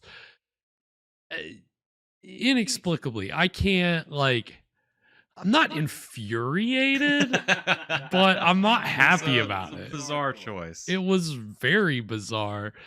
And, I think, it's a very kind of a hodgepodge of a movie, I guess their theory was to put the weakest story last and then to try to pad it out to 90 minutes by just recapping everything. But yeah, I guess were they just trying to put more of a through line since they don't have a frame story tying everything together? I guess, but it just wasn't there. It doesn't really work. You can't just repeat everything. You can't do that. This film's breaking the rules. They really tried to, much to the wear of our patience, because again, if you've got 5 stories, at least at least you're trying to give the audience something. This was 3 stories that were padded out. And and they put the worst story last. I just don't get that. The last story could have been 2 minutes long. It was the worst story. Filler. Like, the second story was genuinely creepy and enjoyable. Like, and even the first story was serviceable, you know? After the first two, I was expecting a little more. I was expecting a lot more. I really was expecting them to kind of end on a high note. I wasn't expecting to get a much lower quality story in a, I don't know, and with a pretty much an absence of scares or thrills, Yeah. I mean, Yeah, or anything funny, even, like that's the thing about the first story is that even what wasn't like, thrilling or scary, at least there were some shocks, surprises, and some laughs. And then the second story, there was some genuine atmosphere. And the third story, I don't know what the hell they were doing. It seems like a totally different crew. Yeah, it would have been a lot better if the senator goes up to the guy's house and then he gets accidentally shot. Yeah. I mean, come on. If you want a good through line to connect all the stories, that should have been it. Should have been this bizarre fucking recap. Guns just keep going. That's a recap is not a frame story. It doesn't work like that. Like you said, breaking all the rules. I mean, but again, I'll take the soothing tones of Rod Serling over most, especially this time of year. I mean, again, I was good to hear Rod Serling's voice for an anthology series because it does evoke the Twilight Zone. It Absolutely. does. It's hard to not like it's like you kept waiting for him to say it in the Twilight Zone. And of course he never was, but he did give you that, when they have an encounter with the unknown. Cue the music. We didn't quite get the full moment, but it was definitely evocative. So, I think pretty solid New Year's entry. I think a good way to send 2023 off into the sunset and welcome 2024. I think we've done our due diligence tonight. And what do we have coming up in 2024? We've got some pretty interesting stuff to round out the second half of season 8, because that's where we're at. Of course, on Wednesdays we're getting into the final 6 chapters of The Whispering Shadow, and hopefully that much closer to finding out who the shadow is. We're deep in the paint. We're deep in there, Evan especially, and I'm just starting to learn character names, so we're getting there. We're getting there. Halfway through, it's better late than never. And that's 6 more chapters of that. So Wednesdays at 9 p.m. we're going to be getting closer to solving that mystery. And then as we can round out January and February, we're going to get some colder movies, really feel the winter time, get into the winter spirit. It's, it's trying to be seasonal with it as we do. And so next Friday, we're gonna take a little ski trip. We're gonna take a little ski vacation with our good pal, Mr. Roger Corman. Again, not directing, but producing is the last 2 or 3 movies of his that we've seen were all Corman produced movies, but not Corman directed movies. So this Friday, we'll be watching the Corman produced film Beast from Haunted Cave, which is essentially an earlier version of Creature from the Haunted Sea. But whereas Creature from the Haunted Sea, I think, takes place in and around Cuba, this takes place in the snowy mountains of somewhere. Not quite sure where.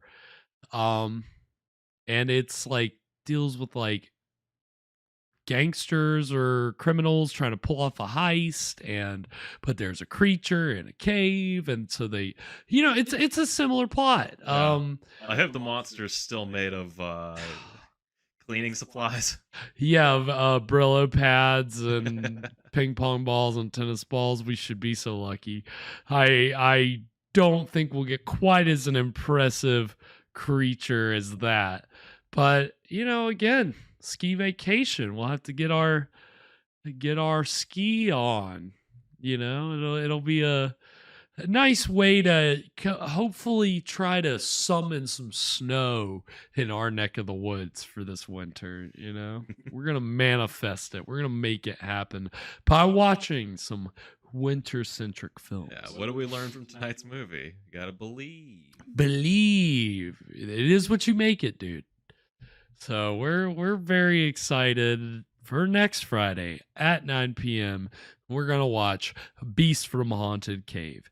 And of course, if you want to catch up on any of our past episodes, you can go find those over on our YouTube page at Scream Stream Live. Of course, we appreciate, again, really can't say how much we appreciate everybody's support over on YouTube and all the socials this past year.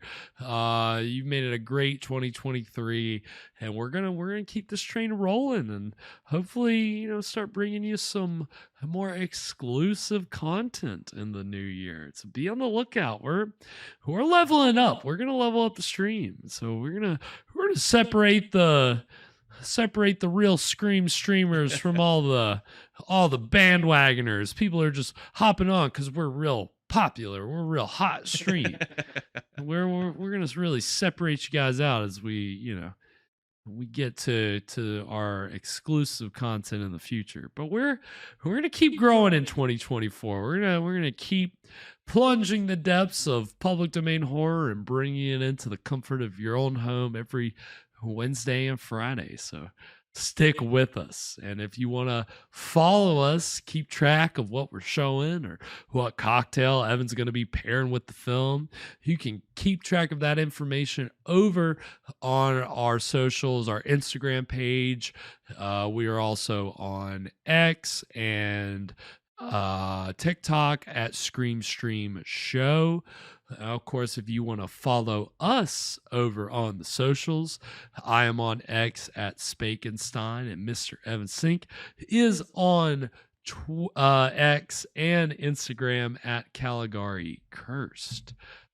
Any final parting words before we sign off for 2023, Evan? I think instead of having a happy new year, I'm going to have a happy nude year. Whoa, hey, I'm now. Save a bunch of money on clothes. All right, everybody, look out. Evan's going to be turning this into an X-rated stream in 2024, so we'll all weather that storm together. There's your exclusive content. Until 2024, sweet screams, everybody. And to all, a good fright.